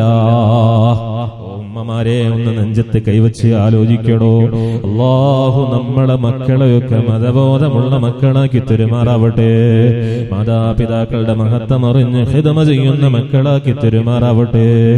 അല്ലാഹുവേ, നിങ്ങൾ കണ്ടോ, ആ ഉമ്മാന്റെ മൂത്രമൊന്ന് വൃത്തിയാക്കുമ്പോ, ഉമ്മയുടെ വിസർജ്യം ഒന്ന് വൃത്തിയാക്കുമ്പോ നിങ്ങളെ മൂക്ക് പൊത്തി വൃത്തിയാക്കുന്നൊരവസ്ഥ വരാൻ പാടില്ല. അതെന്തേ കാരണോ? അങ്ങനെ ചെയ്യുമ്പോ ഈ കിടപ്പിൽ കിടക്കുന്ന ഉമ്മണ്ടല്ലോ, ഉമ്മ ചിന്തിച്ചു പോകും, 4 കൊല്ലക്കാലം എന്റെ പൊന്നുമോന്റെ പൊന്നുമോളുടെ മൂത്രം ഞാൻ വൃത്തിയാക്കിയത് എന്റെ കൈ കൊണ്ടാ, അവളുടെ വിസർജ്യം ഞാൻ വൃത്തിയാക്കിയത് എന്റെ നഗ്ന കൈകൾ കൊണ്ടു തന്നെയാ. ഈ പാവപ്പെട്ട ഉമ്മാന്റെ ഖൽബിലെങ്ങാനും ഒരു വേദന അതുകൊണ്ട് വന്നുപോയാൽ, ഇപ്പോ എന്റെ മൂത്രം വൃത്തിയാക്കുമ്പോഴേക്ക് അവൾക്ക് ദുർഗന്ധം വഹിമിച്ചുകൊണ്ട് അവളെ മൂക്കുപൊത്തുക, അവൾക്കത് വല്ലാതെ നീരസമുണ്ടാക്കുന്നുണ്ട് എന്ന് ഉമ്മാന്റെ ഖൽബിലെങ്ങാനും ഒന്ന് തോന്നിപ്പോയാൽ നമ്മൾ നഷ്ടബാധിതരായി പോകില്ലയോ? നിങ്ങൾ ആലോചിച്ചു നോക്കണേ, നമ്മുടെ ചെറിയ പ്രായത്തിൽ ഉമ്മക്ക് പ്രശ്നം ഉണ്ടായിരുന്നോ? എത്രയാ പാതിരാ സമയങ്ങളിൽ നമ്മൾ ഉറക്കമൊഴി നമ്മളിങ്ങനെ ഉണരാറില്ലേ? ആ ഉണരുന്ന സമയത്ത് പാവപ്പെട്ട പ്രിയപ്പെട്ട നമ്മുടെ ഉമ്മ നമ്മുടെ തൊട്ടിലിൽ നിന്ന് വാരിയെടുക്കാറില്ലേ? വാരിയെടുത്ത് പാലിന് വേണ്ടി കരയുന്ന, അമ്മിഞ്ഞ പാലിന് വേണ്ടി കരയുന്ന പിഞ്ചുമോൻ, ആ പിഞ്ചുമോനെ തന്റെ മാർവിടത്തിലേക്ക് ചേർത്ത് നിർത്തുന്ന ഉമ്മാനെ കണ്ടിട്ടില്ലേ? ആ ഉമ്മ തൊട്ടിൽ നിന്ന് എടുക്കുമ്പോ കുഞ്ഞ് മൂത്രിച്ചോന്ന് നോക്കാറില്ല, കുഞ്ഞ് കാഷ്ടിച്ചിട്ടുണ്ടോ എന്ന് നോക്കിയിട്ടല്ല നമുക്ക് പാല് തരുന്നത്. ആ ഉമ്മ നമ്മുടെ മാർവിടത്തിലേക്ക് നമ്മെ ചേർത്ത് വെച്ചിട്ട് നമുക്ക് പാല് തരാറില്ലേ? നമ്മുടെ കൂടെ നമ്മുടെ ഉപ്പയും അതേ റൂമിൽ തന്നെ കിടന്നിട്ടില്ലേ? നിങ്ങളുടെ തൊട്ടിൽ പാത്രത്തിലേക്ക് നിങ്ങൾ ഒഴിച്ച മൂത്രമുള്ള അതേ തൊട്ടിൽ പാത്രം വെച്ച റൂമിൽ തന്നെയാണ് ഉപ്പ കിടക്കാറുള്ളത്. ആ ഉപ്പ ചെറിയ പ്രായത്തിൽ, നമ്മുടെ ചെറിയ പ്രായത്തിൽ നമ്മുടെ റൂമിൽ നിന്ന് എടുത്തൊഴിവാക്കാൻ ആ മൂത്രത്തിന്റെ പാത്രം എടുത്തിട്ട്, ഇവിടെ നല്ല സ്മെല്ലുണ്ട് വേഗം ഒഴിവാക്കെന്ന് പറഞ്ഞിട്ട് രാത്രി ഉപ്പ ബഹളം വെക്കാറില്ലല്ലോ. ഇങ്ങനെ ഒരു പ്രായം നമുക്ക് കഴിഞ്ഞിട്ടുണ്ട് എന്ന ഒരു ബോധം നമ്മുടെ ഖൽബിലുണ്ടെങ്കിൽ മാതാപിതാക്കൾക്ക് പ്രായമാകുമ്പോ അവരോടുള്ള നമ്മുടെ പ്രതികരണവും നമ്മുടെ പരിപാലനങ്ങളും നമ്മുടെ പ്രയോഗങ്ങളും നമ്മുടെ ഇടപെടലുകളും നമുക്ക് ബോധ്യത്തോടെ ചെയ്യാൻ കഴിയുള്ളൂ. അല്ലാഹു മാതാപിതാക്കൾക്ക് ആഫിയത്തുള്ള ദീർഘായുസ് കൊടുക്കുമാറാവട്ടെ. രോഗശൈലിയിൽ കഴിയുന്നവരുടെ രോഗങ്ങൾ അല്ലാഹു ശിഫയാക്കി കൊടുക്കുമാറാവട്ടെ. അങ്ങനത്തെ ഒരു കോണ്ടെക്സ്റ്റ് വരുമ്പോ അപ്പോലും പറഞ്ഞു പോകല്ല എന്നൊരു വാക്ക് പോലും അവരെ മനസ്സ് വേദനിപ്പിക്കുന്ന വാക്ക് പറയല്ല. ഓ ഉമ്മമാരെ, പ്രായം ചൊല്ലുമ്പോ നിന്റെ നല്ല മനോഹരമായ വീടായിരിക്കോ, നിന്റെ നല്ല മനോഹരമായ ബെഡായിരിക്കോ, നീ നന്നായി വിരിയിച്ച ടൈലായിരിക്കോ, എല്ലാ നിലയിലും നല്ല പത്രാസുള്ള പ്രൗഢിയുള്ള വീടകമായിരിക്കോ. ആ പ്രിയപ്പെട്ട ഉമ്മയുണ്ടല്ലോ, നിനക്ക് ജന്മം നൽകിയ നിന്റെ ഉമ്മ, നിന്നെ പരിപാലിച്ച നിന്റെ പ്രിയപ്പെട്ട ഉപ്പയില്ലേ, പ്രായം ചെന്നു, ആഫിയത്ത് കുറവാണ്. അപ്പോ അവർക്ക് ഒന്ന് തുപ്പാനുണ്ടാകുമ്പോ അവരിവിടെ നിന്ന് നീട്ടി തുപ്പിയാൽ, റൂമിൽ നിന്ന് തുപ്പിയാൽ അത് പുറത്തേക്ക് എത്തിക്കൊള്ളണമെന്നില്ല. ആ ഉമിനീര് ചെന്ന് വീഴുന്നത് സിറ്റ് ഔട്ടിൽ തന്നെയായിരിക്കും, അതല്ലെങ്കിൽ കിടക്കുന്ന റൂമിൽ തന്നെയായിരിക്കും കാർക്കിച്ച് ഉപ്പ തുപ്പിയിട്ടുണ്ടാകുക. അപ്പോഴും നിന്റെ ഖൽബിൽ തോന്നിയോ, ഉപ്പാക്ക് ഇവിടെയാണോ തുപ്പാനുണ്ടായത്, ഇവിടെ വൃത്തികേടാക്കി എന്നെങ്ങാനും നിന്റെ ഖൽബിൽ തോന്നിയാൽ നഷ്ടബാധിതനായി പോകും. അല്ലാഹു നമ്മളെ കാക്കുമാറാവട്ടെ. അവരാഗ്രഹിക്കുന്നത് അവരുടെ മരുന്നുകളാണെങ്കിലും ഭക്ഷണങ്ങളാണെങ്കിലും കൃത്യസമയത്ത് കൊടുക്കണേ. നിന്റെ ഒഴിവ് നോക്കിയിട്ടല്ല അത് ചെയ്യേണ്ടത്, അവരുള്ളത് കൊണ്ടാണ് നീ ഉണ്ടായതെന്ന ബോധം വേണം. അതാണ് മാതാപിതാക്കൾക്കുള്ള ഏറ്റവും വലിയ മഹത്വം എന്ന് പറയുന്നത്. അത് വിലാദത്തിന്റെ മഹത്വമാണ്, നമുക്ക് ജന്മം നൽകിയ ഒരു മഹത്വമാ. ആ ഉമ്മയും ഉപ്പയും നമ്മളെ എപ്പോ വിളിച്ചാലും നമ്മൾ അവർക്ക് ഉത്തരം ചെയ്യേണ്ടതുണ്ടല്ലോ. അപ്പൊ ആവശ്യ സമയത്തുള്ള ഭക്ഷണം കൊടുക്കണേ, ആവശ്യ സമയത്തുള്ള സേവനങ്ങൾ നമ്മൾ ചെയ്തു കൊടുക്കണേ, ആവശ്യ സമയത്തുള്ള സേവനങ്ങൾ ചെയ്തു കൊടുക്കണേ. വിശദമായി പറയാൻ വയ്യാത്തത് കൊണ്ടാ. അതുപോലെ അവര് വിളിച്ചാൽ ഉത്തരം ചെയ്യണേ. എപ്പോ വിളിച്ചാലും നമ്മൾ ഉത്തരം ചെയ്യുന്നവരാവടോ. എത്രത്തോളം പരിശുദ്ധ ദീനിന്റെ മഹത്വം നിങ്ങൾ നോക്ക്. മാതാപിതാക്കൾക്ക് വകവെച്ചു കൊടുക്കുന്നത് നോക്ക് നിങ്ങൾ. ഒരാള് തഹജ്ജുദ് നിസ്കരിക്കുകയാണ്, പതിരാവിൽ എഴുന്നേറ്റതാണ്, ദീർഘമായ വലിയ സൂറത്തോതി നിസ്കരിക്കുന്നു. അങ്ങനെ തഹജ്ജുദ് ദീർഘമായ സൂറത്ത്, വലിയ സൂറത്തോതി ഇങ്ങനെ നിസ്കരിക്കുന്നു. അത്തഹിയ്യാത്തിൽ എത്തുമ്പോഴാ അപ്പുറത്തെ റൂമിൽ നിന്ന് ഉമ്മ വിളിച്ചു, മോളെ. അപ്പുറത്തെ റൂമിൽ നിന്ന് ഉപ്പ വിളിച്ചു പോയി, മോനെ. ആ വിളിയാളം കേട്ടാൽ ആ ഉപ്പാക്ക് ഉത്തരം ചെയ്യണോ, ഉമ്മാക്ക് ഉത്തരം ചെയ്യണോ? മതം പറയുന്നു, നിന്റെ സുന്നത്ത് നിസ്കാരത്തിൽ ഉപ്പാന്റെ വിളിക്ക് നീ ഉത്തരം ചെയ്യൽ നിർബന്ധമാ, ഉമ്മാന്റെ വിളിക്ക് നീ ഉത്തരം ചെയ്യൽ നിർബന്ധമാ. ഏത് മനുഷ്യന്റെ വിളിക്കാണ് ഈ രൂപത്തിൽ മതം നമ്മോട് പറഞ്ഞു തരുന്നത്? അവിടെ ഉമ്മാന്റെ വിളിക്ക് ഉത്തരം ചെയ്യാനാണ് നിന്നോട് മതം പറഞ്ഞു തരുന്നത്, ഉപ്പാന്റെ വിളിക്ക് ഉത്തരം ചെയ്യാനാ നമ്മോട് മതം പറഞ്ഞു തരുന്നത്. അത്രയും പവറാണ് മാതാപിതാക്കൾക്ക് പരിശുദ്ധ ദീനുൽ ഇസ്ലാം നൽകുന്നത്. ആലോചിച്ച് നോക്കി, ഇന്നിപ്പോ ഉമ്മ വിളിച്ചാൽ വിളി കേൾക്കാൻ കഴിയോ? ഉപ്പ വിളിച്ചാൽ നമ്മൾ വിളി കേൾക്കാറുണ്ടോ? ഭാര്യയോട് സംസാരിക്കുന്ന സംസാരം വിദേശത്തുള്ളവരുണ്ടാകും. എന്താ ഉമ്മാനോട് ചോദിക്കാറുള്ളത്? എപ്പോഴെങ്കിലും എന്തെങ്കിലും ഒരു സാധനം അയച്ചു കൊടുത്താൽ ഉമ്മാനോടുള്ള കടപ്പാട് തീർന്നു എന്ന് തെറ്റിദ്ധരിക്കല്ല. എന്തെങ്കിലും സാധനം കൊണ്ടുപോയി കൊടുത്താൽ ഉമ്മാനോടുള്ള കടപ്പാട് തീർന്നു വിചാരിക്കല്ല. എപ്പോഴെങ്കിലും കാശ് കൊണ്ടുപോയി ഉമ്മാന് കിടക്കുന്ന തലകിണയുടെ ചുവട്ടിലങ്ങ് വെച്ചു കൊടുത്താ ഉമ്മാനോടുള്ള എല്ലാ കടമയും തീർന്നു മനസ്സിലാക്കല്ല. അതേ, ഉമ്മാനോട് സംസാരിക്കാൻ പോലും മടിക്കുന്ന കൂട്ടുകാരില്ലേ? ഉമ്മാനോടൊന്ന് സംസാരിക്കാൻ പോലും തയ്യാറാവാത്ത മക്കളില്ലേ? രക്ഷപ്പെടാൻ എന്തോ മാർഗമാ. അതുകൊണ്ട് പ്രിയപ്പെട്ടവരെ, അതേ, അവര് വിളിച്ചാൽ നമ്മൾ ഉത്തരം ചെയ്യണേ. ഇങ്ങനെ ഏത് തിരക്കിലാണെങ്കിലും മാതാപിതാക്കളുടെ വിളിക്ക് നമ്മൾ ഉത്തരം ചെയ്യണം. അല്ലാഹു തൗഫീഖ് തരുമാറാവട്ടെ. മുമ്പ് ഒരു കുട്ടി ദഫ് കളിക്കുന്ന സമയത്താണ്, കുട്ടി ദഫിൽ ഭയങ്കര മുഴുകിപ്പോയി. അപ്പോഴാണ് അമ്മ വിളിക്കണത്. അമ്മ വിളിച്ചപ്പോ കുട്ടി ദഫിലാണ്. അപ്പൊ ദഫിന്റെ ശൈലി വിട്ടിട്ടല്ലാതെ കുട്ടിക്ക് വേറൊരു പരിപാടിയില്ല. അപ്പൊ കുട്ടി വിളി കേട്ടത് എന്തേ മന്ദേ എന്തേ മന്ദേ, ചോറും വേണ്ട കഞ്ഞും വേണ്ട എന്തേ മന്ദേ, ഓൻ ദഫിലാണ്. അപ്പൊ നമ്മൾ ചില വിഷയങ്ങളിലൊക്കെ എന്തായിപ്പോ ഇങ്ങനെ മുഴുകിപ്പോയിട്ടുണ്ടാവും. എന്നാലും ഉമ്മാന്റെ വിളി കേട്ടാൽ, ഉപ്പാന്റെ വിളി കേട്ടാൽ നമ്മളെപ്പോഴതങ്ങനെ വിളി കേൾക്കണം. അവര് പറയുന്നത് എന്താണോ അത് നമ്മൾ അനുസരിക്കണേ. അതുപോലെ നിങ്ങൾ അവരോട് ചെയ്യേണ്ട കടമയാണ്. തെറ്റായതല്ലാത്ത വിഷയങ്ങൾ നിങ്ങളോട് കൽപ്പിച്ചാൽ നിങ്ങളതിനെ വഴിപ്പെടണേ, നിങ്ങളതിനെ വഴിപ്പെടണേ എന്ന് മുഹമ്മദുർ റസൂലുള്ളാഹ്. ഒരു വീട്ടിൽ 4 മക്കളുണ്ടാകും. അപ്പൊ 4 മക്കളുണ്ടെങ്കിൽ മൂത്ത മക്കൾക്കാണ് കൂടുതൽ പണി. രണ്ടാമത്തെ മകൻ പറയും, രണ്ടാമത്തെ മകനെ വിളിച്ചിട്ട് എന്തെങ്കിലും ഒരു കാര്യം പറഞ്ഞാൽ കാക്കാനോട് പറയുന്നു പറയും, കാക്ക പറയാം അനിയനോട് പറയുന്നു പറയും. ഓ, എന്റെ ശബ്ദം ശ്രവിക്കുന്ന മക്കളുണ്ടെങ്കിൽ ശ്രദ്ധിക്കണേ. ഉമ്മ നമ്മളോടൊരു കാര്യം പറഞ്ഞു, ഉപ്പ നമ്മളോടൊരു കാര്യം പറഞ്ഞു. ആ കാര്യങ്ങൾ പറഞ്ഞ് നമുക്ക് കിട്ടുന്ന അവസരമാണെന്ന് മനസ്സിലാക്കിയിട്ട് നമ്മളത് ഉപയോഗപ്പെടുത്തണേ. അത് മറ്റുള്ളവരിലേക്ക് കൈമാറാതെ എനിക്ക് കിട്ടിയ അവസരമാണെന്ന് മനസ്സിലാക്കി ഉമ്മാക്ക് ഖിദ്മ ചെയ്യണേ, ഉപ്പാക്ക് ഖിദ്മ ചെയ്യണേ. അതുപോലെ ദേഷ്യമില്ലാതെ നല്ല മയത്തോടെ അവരോട് സംസാരിക്കണേ. മുഹമ്മദുർ റസൂലുള്ളാഹി, മുഹമ്മദുർ റസൂലുള്ളാഹി. അല്ലാഹു തൗഫീഖ് തരുമാറാവട്ടെ. നിങ്ങളൊക്കെ ഒന്ന് എണീറ്റുന്നേ, എണീറ്റോ? ഹലോ, ആ യമീൻ, വലത്തോട്ട് തിരി. ആ തിരിഞ്ഞോ? ഷിമാൽ. എങ്ങോട്ടെങ്കിലൊക്കെ മൊത്തത്തിൽ നട്ടം തിരിയണ്ട. ഷിമാൽ. പടച്ചോനെ, എങ്ങോട്ടെങ്കിലൊക്കെ ഒന്ന് തിരി. അമാം. ഇപ്പൊ എണീക്കണല്ലോ. അല്ലാഹു തആല നമുക്ക് ആഫിയത്ത് പ്രദാനം ചെയ്യുമാറാവട്ടെ. അസ്സലാത്തു വസ്സലാമു അലൈക യാ റസൂലല്ലാഹ്, അസ്സലാത്തു വസ്സലാമു അലൈക യാ ഹബീബല്ലാഹ്. ദി അവൽ മഹിദരായിഫ അടച്ചു വെച്ച മുഹമ്മദ,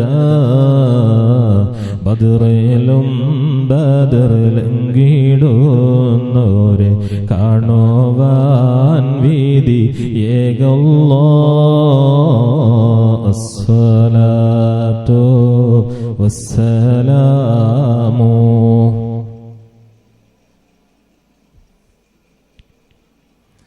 الصلاة والسلام عليك يا حبيب الله. അല്ലാഹു നമ്മളെ കബൂലാക്കി തരുമാറാവട്ടെ. എല്ലാവരും ഇരിക്കുക. അപ്പോ ഞാൻ പറഞ്ഞു വരുന്നത്, നമ്മൾ അവരോടുള്ള കടമകൾ, ഇഷ്ടംപോലെ കടമകളുണ്ട്. അതുപോലെ നിങ്ങൾ നോക്ക്, അവർക്ക് വസ്ത്രം വേണ്ട സമയത്ത് അവർക്ക് വസ്ത്രം നമ്മൾ വാങ്ങിക്കൊടുക്കണം. മാതാപിതാക്കളുടെ പിന്നിലേ നമ്മൾ നടക്കാൻ പാടുള്ളൂ. അവരുടെ പിന്നിലായിട്ടാണ് നമ്മൾ നടക്കേണ്ടത്. അവരുടെ മുന്നിലൂടെ നടന്നാൽ അത് അദബുകേടാണ്. തടസ്സങ്ങളൊക്കെ നീക്കിക്കൊടുക്കാൻ, വഴിയിലുള്ള തടസ്സങ്ങളൊക്കെ നീക്കിക്കൊടുക്കാൻ വേണ്ടിയല്ലാതെ അവരുടെ മുന്നിൽ നമ്മൾ നടക്കാൻ പാടില്ല. അതുപോലെ നമ്മുടെ ശരീരത്തിന് എന്തെല്ലാം തൃപ്തിയുണ്ടോ അങ്ങനത്തെ കാര്യങ്ങളൊക്കെ അവർക്കും തൃപ്തിപ്പെടുന്ന ഒരവസ്ഥയിൽ തന്നെ ആവേണ്ടതുണ്ട്. നമുക്ക് വെറുക്കുള്ള കാര്യങ്ങളൊക്കെ അവർക്കും വെറുക്കൽ നമുക്ക് വേണം. അവരും അത് അവർക്കും ഉണ്ടാവലിനെ നമ്മൾ വെറുക്കേണ്ടതുണ്ട്. നമ്മൾക്ക് വേണ്ടി പ്രാർത്ഥിക്കുമ്പോഴെല്ലാം ആ മാതാപിതാക്കളുടെ മഗ്ഫിറത്തിന് വേണ്ടിയും നമ്മൾ പ്രാർത്ഥിക്കണമെന്ന് മുഹമ്മദുർ റസൂലുള്ളാഹി സ്വല്ലല്ലാഹു അലൈഹി വസല്ലം തങ്ങളെ പഠിപ്പിക്കുകയാണ്. നമുക്കൊക്കെ അങ്ങനെ തോന്നൂല്ലേ, കുറച്ചെന്തെങ്കിലുമൊക്കെ ചെയ്തു കൊടുത്താൽ അത്യാവശ്യമൊക്കെ ചെയ്തിട്ടുണ്ടെന്ന്. എന്നാ നിങ്ങൾ കണ്ടില്ലേ, ഒരു പ്രായം ചെന്ന ഉമ്മയെ ചുമന്നുകൊണ്ട് ഒരാളിങ്ങനെ തവാഫ് ചെയ്യാ. പരിശുദ്ധ കഅബാലയത്തിന്റെ ചുറ്റുഭാഗത്തും അയാൾ ഉമ്മാനെ ചുമന്നുകൊണ്ട് ഇങ്ങനെ തവാഫ് ചെയ്യാണ്. അപ്പോഴാണ് ഒരു മഹാൻ അദ്ദേഹത്തോട് ചോദിച്ചു, നിങ്ങൾ ആരാണ്, വിവരങ്ങളൊക്കെ ഇങ്ങനെ അന്വേഷിക്കുകയാണ്. അദ്ദേഹം പറഞ്ഞു, ഇതെന്റെ ഉമ്മയാ. നിങ്ങളെ ചുമരിലുള്ളതാരാ? അതെന്റെ ഉമ്മയാണ്. 7 കൊല്ലമായി ഞാൻ എന്റെ മാതാവിനെ ചുമന്നുകൊണ്ട് ജീവിക്കുന്നു. എത്ര കൊല്ലം? 7 കൊല്ലായി ഞാൻ എന്റെ ഉമ്മാനെ ഇങ്ങനെ ചുമന്നുകൊണ്ട് ഇങ്ങനെ ജീവിക്കുക. അതിനാൽ ഈ മനുഷ്യൻ ചോദിക്കുകയാണ്, ഈ മഹാനായ പണ്ഡിതനോട് ചോദിക്കുകയാണ്, ഞാൻ 7 കൊല്ലമായി എന്റെ ഉമ്മ എന്റെ തോളിൽ തന്നെയാ, എന്റെ ഉമ്മാനെ ചുമന്നുകൊണ്ട് ഞാൻ ജീവിക്കുന്നത്.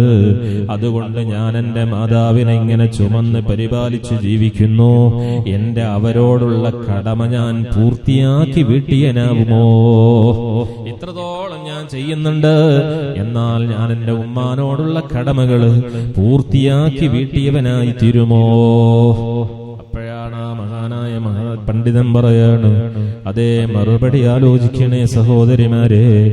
1000 വർഷം നിനക്ക് ആയുസ്സുണ്ടായാലും 1000 കൊല്ലം നിനക്ക് ആയുസ്സുണ്ടായാലും നിന്റെ മാതാവ് നിനക്ക് വേണ്ടി സഹിച്ച ഒരു രാത്രിയോട്, നിന്റെ രാത്രികളും അവർ നിനക്കു നൽകിയ മുലപ്പാലിനോട് നീ അവർക്ക് നൽകുന്ന പാനവും വെള്ളവും തുല്യമാവില്ല. എത്ര ഗൗരവത്തിലാ പറയുന്നത്. 1000 കൊല്ലം നിനക്ക് ആയുസ്സുണ്ടായി, 1000 കൊല്ലത്തെ ആയുഷ്കാലത്തിലോ നിങ്ങൾ നോക്ക്, നിന്റെ മാതാവ് നിനക്ക് വേണ്ടി സഹിച്ച ഒരൊറ്റ രാത്രിയോട് ഈ 1000 കൊല്ലത്തെ ആയുഷ്കാലത്തിൽ നീ നൽകുന്ന നിന്റെ രാത്രികളുണ്ടല്ലോ, ആ രാത്രികളോ നിങ്ങൾക്ക് വേണ്ടി അവര് നൽകിയ അമ്മിഞ്ഞ പാലില്ലേ, ആ പാലിനും നീ അവർക്ക് ഈ ആയുഷ്കാലത്തിൽ മുഴുവൻ നൽകിയ വെള്ളവും പകരമാവില്ല, തുല്യമാവില്ല. ഇതങ്ങ് കേൾക്കുമ്പോ ആ മനുഷ്യൻ പൊട്ടി പൊട്ടി കരയുന്നതായി കിതാബിന്റെ വാതിലിൽ ഉദ്ധരിക്കുന്നുണ്ട്. അപ്പൊ നമ്മളൊക്കെ നമ്മുടെ ഉമ്മാക്കും ഉപ്പാക്കൊക്കെ എത്രമാത്രം ഖിദ്മ ചെയ്യണം. അല്ലാഹുവേ, മരിച്ചുപോയവരുടെ ഖബർ നീ സ്വർഗമാക്കണേ അല്ലാഹ്, സ്വർഗമാക്കി കൊടുക്കണേ അല്ലാഹ്. അതുകൊണ്ടല്ലേ ഹബീബായ മുഹമ്മദുർ റസൂലുള്ളാഹി, ഇതിന്റെ ഏറ്റവും ഗൗരവം എവിടെ കിടക്കുന്നെന്നറിയോ? നമ്മുടെ മാതാപിതാക്കളെ വേദനിപ്പിച്ചാൽ ആ വേദനിപ്പിച്ചതിന്റെ തിക്തമായ ഫലം നമ്മൾ മരിക്കും മുമ്പ് ദുനിയാവിൽ നിന്ന് തന്നെ നമ്മൾ അനുഭവിക്കേണ്ടി വരും. അവിടെയാണ് ഇതിന്റെ ഗൗരവം. ഈ സമുദായത്തിന്റെ ശിക്ഷാമുറകൾ പലതും അല്ലാഹു തആല ആഖിറത്തിലേക്ക് മാറ്റിവെച്ചിട്ടുണ്ടെങ്കിൽ ചിലതിന്റെ ശിക്ഷ ഇവിടെ നിന്ന് തന്നെ അനുഭവിക്കേണ്ടി വരും. ചില ഡോസ് അല്ലാഹു ഇവിടെ നിന്ന് തന്നെ തരും, ബാക്കിയെ നാളെ ആഖിറത്തിലേക്ക് മാറ്റുന്നുള്ളൂ. അതിൽ പ്രധാനമാണ് നമ്മുടെ മാതാപിതാക്കളെ നമ്മൾ വിഷമിപ്പിച്ചാൽ, ബുദ്ധിമുട്ടിച്ചാൽ, ആ ബുദ്ധിമുട്ടിച്ചതിന്റെ, അവരുടെ മനസ്സ് വേദനിപ്പിച്ചതിന്റെ ശിക്ഷ ദുനിയാവിൽ നിന്ന് തന്നെ നമ്മൾ ഏറ്റുവാങ്ങേണ്ടി വരും. അല്ലാഹു നമ്മളെ കാക്കുമാറാവട്ടെ. വന്നിക്കല മാതാപിതാക്കളെ വേണ്ടത്, ദീർഘായുസാണതു കാരണം ലഭിക്കുന്നത്.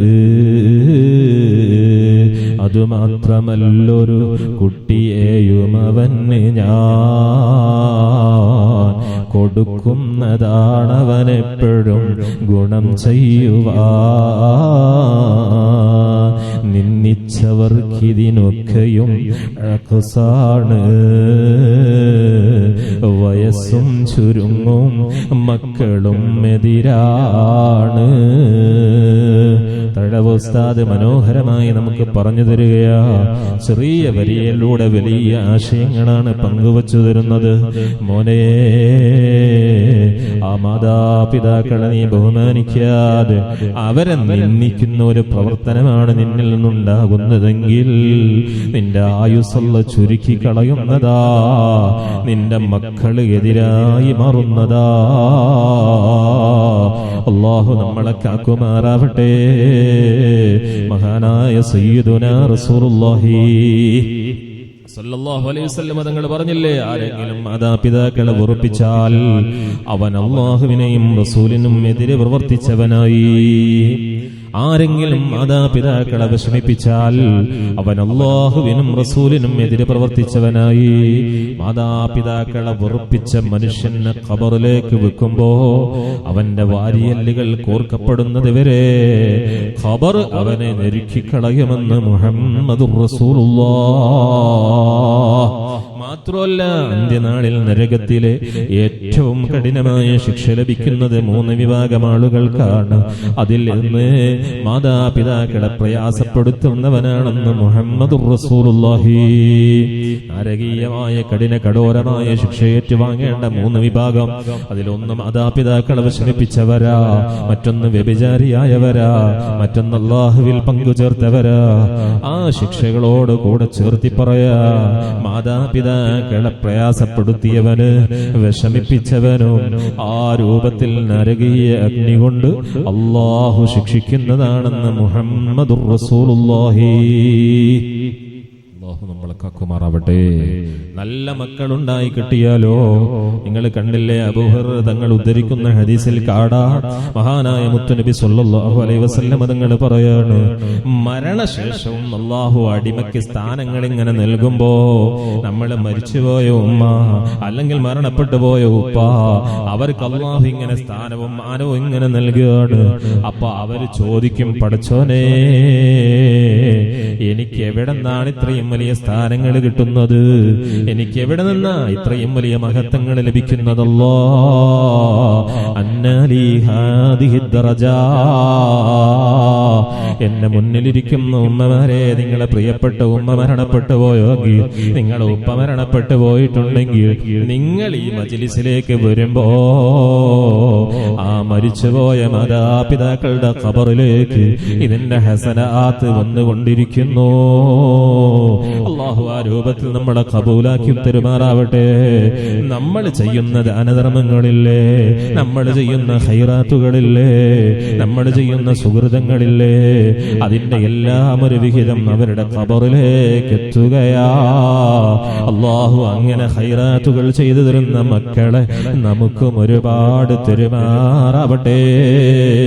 ഈ മാതാപിതാക്കളുടെ മരണശേഷം അവർക്ക് കിട്ടുന്ന ദറജയും പദവിയും ഇങ്ങനെ കാണുമ്പോ അവര് അല്ലാഹുവോട് ചോദിക്കുകയാണ്, അന്നാലി ഹാദിഹി ദറജ, ഇതെവിടെന്നായി ഒരു പദവി കിട്ടുന്നത്? അപ്പോഴാണ് അല്ലാഹു പറയുന്ന മറുപടി കണ്ടോ, മുത്തനബി പറയാണ്, ബിസ്തിഗ്ഫാരി വലദിക ലക. നിന്റെ മോനില്ലേ, നിന്റെ മോളില്ലേ, നിനക്ക് വേണ്ടി റബ്ബിനോട് ഇസ്തിഗ്ഫാർ ചൊല്ലിയത് കൊണ്ടാ, നിനക്ക് വേണ്ടി പൊറുക്കലിനെ തേടിയത് കൊണ്ടാ അല്ലാഹു നിന്റെ പദവി ഇങ്ങനെ ഉയർത്തി തരുന്നതെന്ന് പറയുമെന്ന് മുഹമ്മദുർ റസൂലുള്ളാഹ്. മക്കളെ നന്നാക്കിയാൽ, ഈ ഉമ്മമാരെ നിങ്ങൾ കണ്ടില്ലേ, ഈസ നബി അലൈഹിസ്സലാത്തു വസ്സലാം ഒരിക്കലൊരു യാത്ര പോവുകയാണ്. പോകുമ്പോ ഒരു ശ്മശാന ഭൂമിയിലൂടെ കടന്നു പോവുകയാണ്. ഒരു ഖബറിന്റെ സമീപത്തെത്തുമ്പോ ഖബറാളിയെ വല്ലാതെ ശിക്ഷിക്കുന്ന രംഗമാ കാണാൻ കഴിയുന്നത്. ആ ഖബറാളി വല്ലാതെ വേദനിക്കുന്നുണ്ട്. ശക്തമായ ശിക്ഷയുടെ അദാബിന്റെ മലക്കുകളുടെ ശിക്ഷ ഏറ്റുവാങ്ങുന്നുണ്ട്. അപ്പോൾ ഈസ നബി അലൈഹിസ്സലാത്തു വസ്സലാം ഖബറിന്റെ സമീപത്ത് അല്പം നിന്ന് പോവുകയാണ്. അങ്ങനെ പോയി ലക്ഷ്യമൊക്കെ നിറവേറ്റി തിരിച്ചു വരികയാണ്. തിരിച്ചു വരുമ്പോഴും അതേ ഖബറിന്റെ സമീപത്തുകൂടെയാ വരുന്നത്. അങ്ങനെ വരുന്ന ആ ഖബറിന്റെ സമീപത്ത് എത്തുമ്പോ സുബ്ഹാനല്ലാഹ്, ഈസ നബി അലൈഹിസ്സലാം അത്ഭുതപ്പെടുകയാ. എന്തൊരത്ഭുതമാ, എന്തൊരത്ഭുതമാ! ഞാൻ ഇവിടെ നിന്ന് അങ്ങോട്ട് പോകുമ്പോ ഈ ഖബർ വലിയ അദാബിലാണ് ഖബറാളിയുള്ളത്. ഇപ്പൊ കുറച്ച് ദിവസം കഴിഞ്ഞ് തിരിച്ചിതിലൂടെ വരുമ്പോ ഈ ഖബറാളി വലിയ സന്തോഷത്തിലാ, വലിയ സുഖത്തിലാ. എന്തൊരു മാറ്റമാണ് ഈ ഖബറാളിക്ക് വന്നത്! അദ്ദേഹം മഹാനായ ഈസ നബി അലൈഹിസ്സലാം ഇവിടെ നിന്ന് നിസ്കരിച്ച് റബ്ബിനോട് ദുആ ചെയ്യാ, എന്താണ് ഇതിന്റെ സിർറ്, എന്താണ് ഇതിന്റെ പിന്നിലെ ഹിക്മത്ത്, അറിയിച്ചു തരണേ അല്ലാഹ്. അപ്പോഴാണ് ഈസ നബി അലൈഹിസ്സലാമിന് അല്ലാഹു വഹി അറിയിച്ചു കൊടുത്തു, ഈസ നബിയേ ശരിയാണ്, ആ ഖബറിലുള്ള മനുഷ്യൻ ഒരു തെമ്മാടിയായിരുന്നു. അതുകൊണ്ട് അയാളെ ആദ്യം നന്നായി ശിക്ഷയേറ്റ് വാങ്ങിയിരുന്നത്. പക്ഷേ അയാൾ മരിക്കുന്ന സമയോ അയാളുടെ ഭാര്യ ഗർഭിണിയായിരുന്നു. അങ്ങനെ അയാൾ മരണപ്പെടുന്ന സമയത്ത് ഭാര്യ ഗർഭിണിയായിരുന്നു. തെമ്മാടിയായ മനുഷ്യനായതുകൊണ്ട് ഖബറിലെ ശിക്ഷ അനുഭവിക്കേണ്ട പ്രസവിക്കേണ്ടി വന്നിരുന്നു. അങ്ങനെ അയാളുടെ ഭാര്യ പിന്നീട് പ്രസവിക്കുകയാ. പിന്നീട് പ്രസവിച്ച് പ്രിയപ്പെട്ട പൊന്നുമോൻ, അതേ ജനിച്ചു വീഴുന്ന പൊന്നുമോനെ പ്രായമാകുമ്പോ മദ്രസയിലേക്ക് പോവുകയാ. അതേ മതപഠന വേദിയിൽ വന്നിട്ട്, മദ്രസയിൽ വന്നിട്ട് ആ പൊന്നുമോൻ ഇന്ന് ബിസ്മില്ലാഹിർ റഹ്മാനിർ റഹീം എന്ന് ഉച്ചരിച്ചു. ഈസ നബിയേ, അല്ലാഹ് പറഞ്ഞു കൊടുക്കുകയാണ്, ഈസ നബിയേ, ആ ഭൂമിയുടെ മുകളിൽ വെച്ച് എന്റെ നാമം ഉരുവിട്ട പോന്, ആ മോന്റെ ഉപ്പ ഖബറിലാണ് ശിക്ഷ അനുഭവിക്കുകയായിരുന്നു. പക്ഷേ ആ മനുഷ്യന്റെ മകനാണല്ലോ ഈ ഭൂമിയുടെ മീതെ വെച്ച് എന്റെ നാമം ഉരുവിട്ടത്. എന്റെ നാമം ഉരുവിട്ടുന്ന ഒരു മകന്റെ ഉപ്പാന് ഖബറിലിട്ട് ശിക്ഷിക്കാൻ എനിക്ക് ലജ്ജയുണ്ട് ഈസ നബിയേ. ആ മോനൊരു ബിസ്മി ചൊല്ലിയപ്പോഴേക്ക് ഉപ്പാന്റെ ഖബറിലെ ശിക്ഷ മാറി, ഖബറിൽ സന്തോഷം വന്നുപോയി. ഇവിടെയാണ് നമ്മുടെ മക്കൾ നന്നാകുമ്പോ, നമ്മൾ ഇതുപോലെയുള്ള മജ്ലിസിൽ വന്ന് ഖൈറ് ചെയ്യുമ്പോ മരിച്ചുപോയവരുടെ ഖബറിൽ വന്ന് സന്തോഷമാകും. അല്ലാഹു ആ രൂപത്തിലാക്കി തെരുമാറാവട്ടെ. നമ്മൾ മരിച്ചാലും നമുക്ക് ഖൈറാത്തുകൾ ചെയ്തു തരുന്ന മക്കളെ അല്ലാഹു ഒരുപാട് നൽകുമാറാവട്ടെ. മഹാനായ സയ്യിദുനാ റസൂലുള്ളാഹി സ്വല്ലല്ലാഹു അലൈഹി വസല്ലം തങ്ങൾ വളരെ ഗൗരവത്തോടെ നമ്മോട് വസിയത്ത് ചെയ്തു. നബി പറഞ്ഞില്ലേ, പ്രധാന വസിയത്തിലൊന്നാണ് നിസ്കാരം. നിസ്കാരത്തിന്റെ കാര്യവും നിങ്ങൾ ഗൗരവത്തിലെടുക്കണേ, കൃത്യമായും നിത്യമായും നിങ്ങൾ നിർവഹിക്കണേ. രണ്ടാമത് പറയുന്നത്, നിങ്ങൾ മാതാപിതാക്കളോട് ഗുണം ചെയ്യണേ. മാതാപിതാക്കളോട് ഗുണം ചെയ്യണേ. എത്രയാ നമുക്ക് വേണ്ടി അവരെ സഹിച്ചത്. ഒന്ന് നെഞ്ചത്ത് കൈവച്ച് ആലോചിക്കണം. ഒരു രോഗശൈലിയിൽ നമ്മൾ കിടന്നാല്, ചെറിയ പ്രായത്തിൽ നമുക്ക് വല്ല അസുഖം വന്നാല് എത്ര ദിവസം നമ്മുടെ ഉമ്മ ഉറക്കമൊഴിച്ച് കാത്തിരിക്കുന്നതല്ലേ. നീ രോഗിയായാൽ നൊമ്പരം അവർക്കുള്ളതാ, കൈതണ്ണിലിട്ടവരെന്തു താരാട്ടുന്നതാ, നിനക്കുള്ള പുഞ്ചിരി കണ്ടവർ രസിക്കുന്നതാ, ഒലിക്കുന്ന ചുണ്ടിൽ തന്നവർ മുത്തുന്നതാ, അവരെത്ര രാത്രി നിനക്കു വേണ്ടുറക്കൊഴിഞ്ഞതാ, വിശപ്പെത്രയോ സഹിച്ചിട്ട് നിന്നെ നിറച്ചതാ. എത്ര രാവുകളാണ് നമ്മുടെ പ്രിയപ്പെട്ടവര് നമുക്ക് വേണ്ടി ഉറക്കമൊഴിച്ചത്. എത്രയാണ് ഉമ്മമാര് നമുക്ക് വേണ്ടി വിശപ്പ് സഹിച്ചത്. നമ്മുടെ വയറൊന്നു നിറഞ്ഞു കാണാൻ ഉമ്മ എത്ര ദിവസം പട്ടിണി കിടന്നിട്ടുണ്ട്, ഉപ്പ എത്ര ദിവസം പട്ടിണി കിടന്നിട്ടുണ്ട്. നമ്മുടെ പുഞ്ചിരി കാണുമ്പോ എന്തൊരു സന്തോഷല്ലേ ഉമ്മാന്റെ മുഖത്ത്, ഉപ്പാന്റെ മുഖത്തല്ലേ. നമ്മുടെ വായിൽ നിന്നും നീരൊഴുകുമ്പോഴും ആ ചുടുചുംബനങ്ങളിലേക്ക്, ആ ചുണ്ടിലേക്ക് തീർത്തു വെച്ചിട്ട് ഉമ്മ വയ്ക്കുന്ന ഉമ്മാനെ നമുക്കെങ്ങനെ മറക്കാൻ കഴിയുന്നു? ഹബീബായ തങ്ങള് പറയാണ്, നിങ്ങളെ മാതാപിതാക്കൾക്ക് ഗുണം ചെയ്യണേ, അത് ആയുസ് വർദ്ധിപ്പിക്കാൻ നിമിത്തമാണ്. അല്ലാഹുവിന്റെ ഹബീബ് പറഞ്ഞു തരാണ്, വല്ലദീ നഫ്സി ബിയദിഹി, വല്ലദീ നഫ്സി ബിയദിഹി, എന്റെ ആത്മാവ് ആരുടെ അധീനതയിലാണോ അവൻ തന്നെയാണ് സത്യോ. ഒരാളുടെ ആയുസ്സിൽ 3 വർഷം ഇനി ബാക്കിയുള്ളൂ. ഒരാളുടെ ആയുസ്സിൽ ഇനി 3 വർഷമേ ബാക്കിയുള്ളൂ. ആ ഒരു അവസരത്തിൽ അയാൾ തന്റെ മാതാപിതാക്കൾക്കങ്ങ് നന്മ ചെയ്യുമ്പോ അല്ലാഹു ആ 3 വർഷത്തെ 30 വർഷമാക്കി മാറ്റിക്കൊടുക്കുമെന്ന് മുഹമ്മദുർ റസൂലുള്ളാഹി. നമ്മൾ ജീവിക്കാൻ വേണ്ടിയിട്ട് എത്ര നമ്മൾ ചെലവഴിക്കുന്നു. എന്തെങ്കിലും ഒരു അസുഖം വരുമ്പോൾ നമ്മൾ അതിനു വേണ്ടി എത്ര കാശ് ചെലവഴിച്ചാ ട്രീറ്റ്മെന്റ് നടത്തുന്നത്? ആയുസ്സൊന്ന് കിട്ടാൻ വേണ്ടിയിട്ടല്ലേ. അള്ളാന്റെ ഹബീബ് പറയാണ്, നിങ്ങളുടെ മാതാപിതാക്കൾക്ക് ഗുണം ചെയ്യുമ്പോൾ ആയുസ്സൊന്ന് വർദ്ധിപ്പിച്ചു തരും. ഇനി നിങ്ങൾക്ക് നിങ്ങളുടെ അള്ളാഹു കണക്കാക്കിയതിൽ 3 കൊല്ലമുള്ളൂ. അങ്ങനെ 3 കൊല്ലം ആയുഷ്കാലം ബാക്കിയുള്ള ഒരു മനുഷ്യൻ തന്റെ മാതാപിതാക്കൾക്ക് വേണ്ടി ആ സമയത്തൊരു നന്മ ചെയ്താൽ ആ 3 വർഷത്തെ അള്ളാഹു 30 വർഷമാക്കി കൊടുക്കുന്നതാണ്. ഇനി നേരെ മറിച്ചൊരു തിന്മയാണോ ചെയ്യുന്നതെങ്കിൽ, ആ മാതാപിതാക്കളെ നമ്മൾ വെറുപ്പിക്കുകയാണോ ചെയ്തതെങ്കിൽ, അള്ളാഹു 30 വർഷത്തെ 3 വർഷമോ 3 ദിവസമോ ആക്കി ചുരുക്കി കളയുമെന്ന് മുഹമ്മദുർ റസൂലുള്ളാഹി. അതുകൊണ്ട് വീട്ടുകാർക്ക് ഗുണം ചെയ്യണോ, കുടുംബത്തിന് നമ്മൾ ഗുണം ചെയ്യണോ, അത് ആയുസ് വർദ്ധിപ്പിക്കുന്ന കാര്യമാണ്. അവരെ പ്രയാസപ്പെടുത്തിയാൽ നമ്മുടെ ആയുസ് ചുരുങ്ങിപ്പോകോ, നമ്മുടെ റിസ്ക് അള്ളാഹു ചുരുക്കി കളയുമെന്ന് മുഹമ്മദുർ റസൂലുള്ളാഹി. അള്ളാഹു നമ്മളെ കാക്കുമാറാവട്ടെ. ഞാൻ ദീർഘിപ്പിച്ചു പറയുകയല്ല. ഹബീബായ തങ്ങള് വല്ലാതെ വിഷമിപ്പിച്ച ഒരു കാര്യമുണ്ട്. നാളെ പാരത്രിക ലോകത്ത് ഹബീബായ തങ്ങൾ പറയുന്നത് കാണാ, അന്ത്യനാളിൽ എന്നെ കൂടുതൽ വിഷമിപ്പിക്കുന്ന കാര്യം എന്താണെന്നറിയോ, മാതാപിതാക്കളെ വിഷമിപ്പിച്ചവരുടെ വിഷയമാണെന്ന് മുഹമ്മദുർ റസൂലുള്ളാഹ്. മുഹമ്മദുൻ ബാസിത്തുൽ മഅറൂഫി ജാമിഉഹു, മുഹമ്മദുൻ സാഹിബുൽ ഇഹ്സാനി വൽ കറമി, മൗലായ സ്വല്ലി വസല്ലിം ദായിമൻ അബദാ അലാ ഹബീബിക ഖൈറിൽ ഖൽഖി കുല്ലിഹിം മുഹമ്മദുർ റസൂലുള്ളാഹി. മുഹമ്മദുർ റസൂലുള്ളാഹി സ്വല്ലല്ലാഹു അലൈഹി വസല്ലം പറയാണ്, അന്ത്യനാളിൽ എന്നെ കൂടുതൽ വിഷമിപ്പിക്കുന്ന കാര്യം മാതാപിതാക്കളെ വെറുപ്പിച്ചവരുടെ കാര്യമായിരിക്കും. അതെന്താ മുത്തനബി പറഞ്ഞു തരാ, ഞാനിങ്ങനെ സ്വർഗത്തിലെത്തുമ്പോ ആ സ്വർഗത്തിൽ ഞാനുള്ളപ്പോ തന്നെ ആ മാതാപിതാക്കളെ ബുദ്ധിമുട്ടിച്ച ആളുകൾ നരകത്തിൽ നിന്നിങ്ങനെ കരയുന്ന, അവരനുഭവിക്കുന്ന ശിക്ഷയും അവരുടെ അട്ടഹാസവും ഞാനിങ്ങനെ കേൾക്കും. അതെനിക്ക് വല്ലാതെ വേദനയുണ്ടാക്കും. അപ്പൊ ഞാൻ അർശിന്റെ താഴെ വന്ന് സുജൂദിലങ്ങ് വീഴും, അവർക്ക് വേണ്ടിയിട്ടങ്ങ് ശഫാഅത്ത് ചെയ്യും. അപ്പ അല്ലാഹ് പറയും, നബിയെ തല ഉയർത്തണേ, നബിയെ തല ഉയർത്തണേ, നബിയെ. ഫഇന്നൽ ആഖീന ലിവാലിദൈഹിം ലാ ഉഖ്രിജുഹും മിനൻ നാരി ഹത്താ യർദാ അബാഉഹു.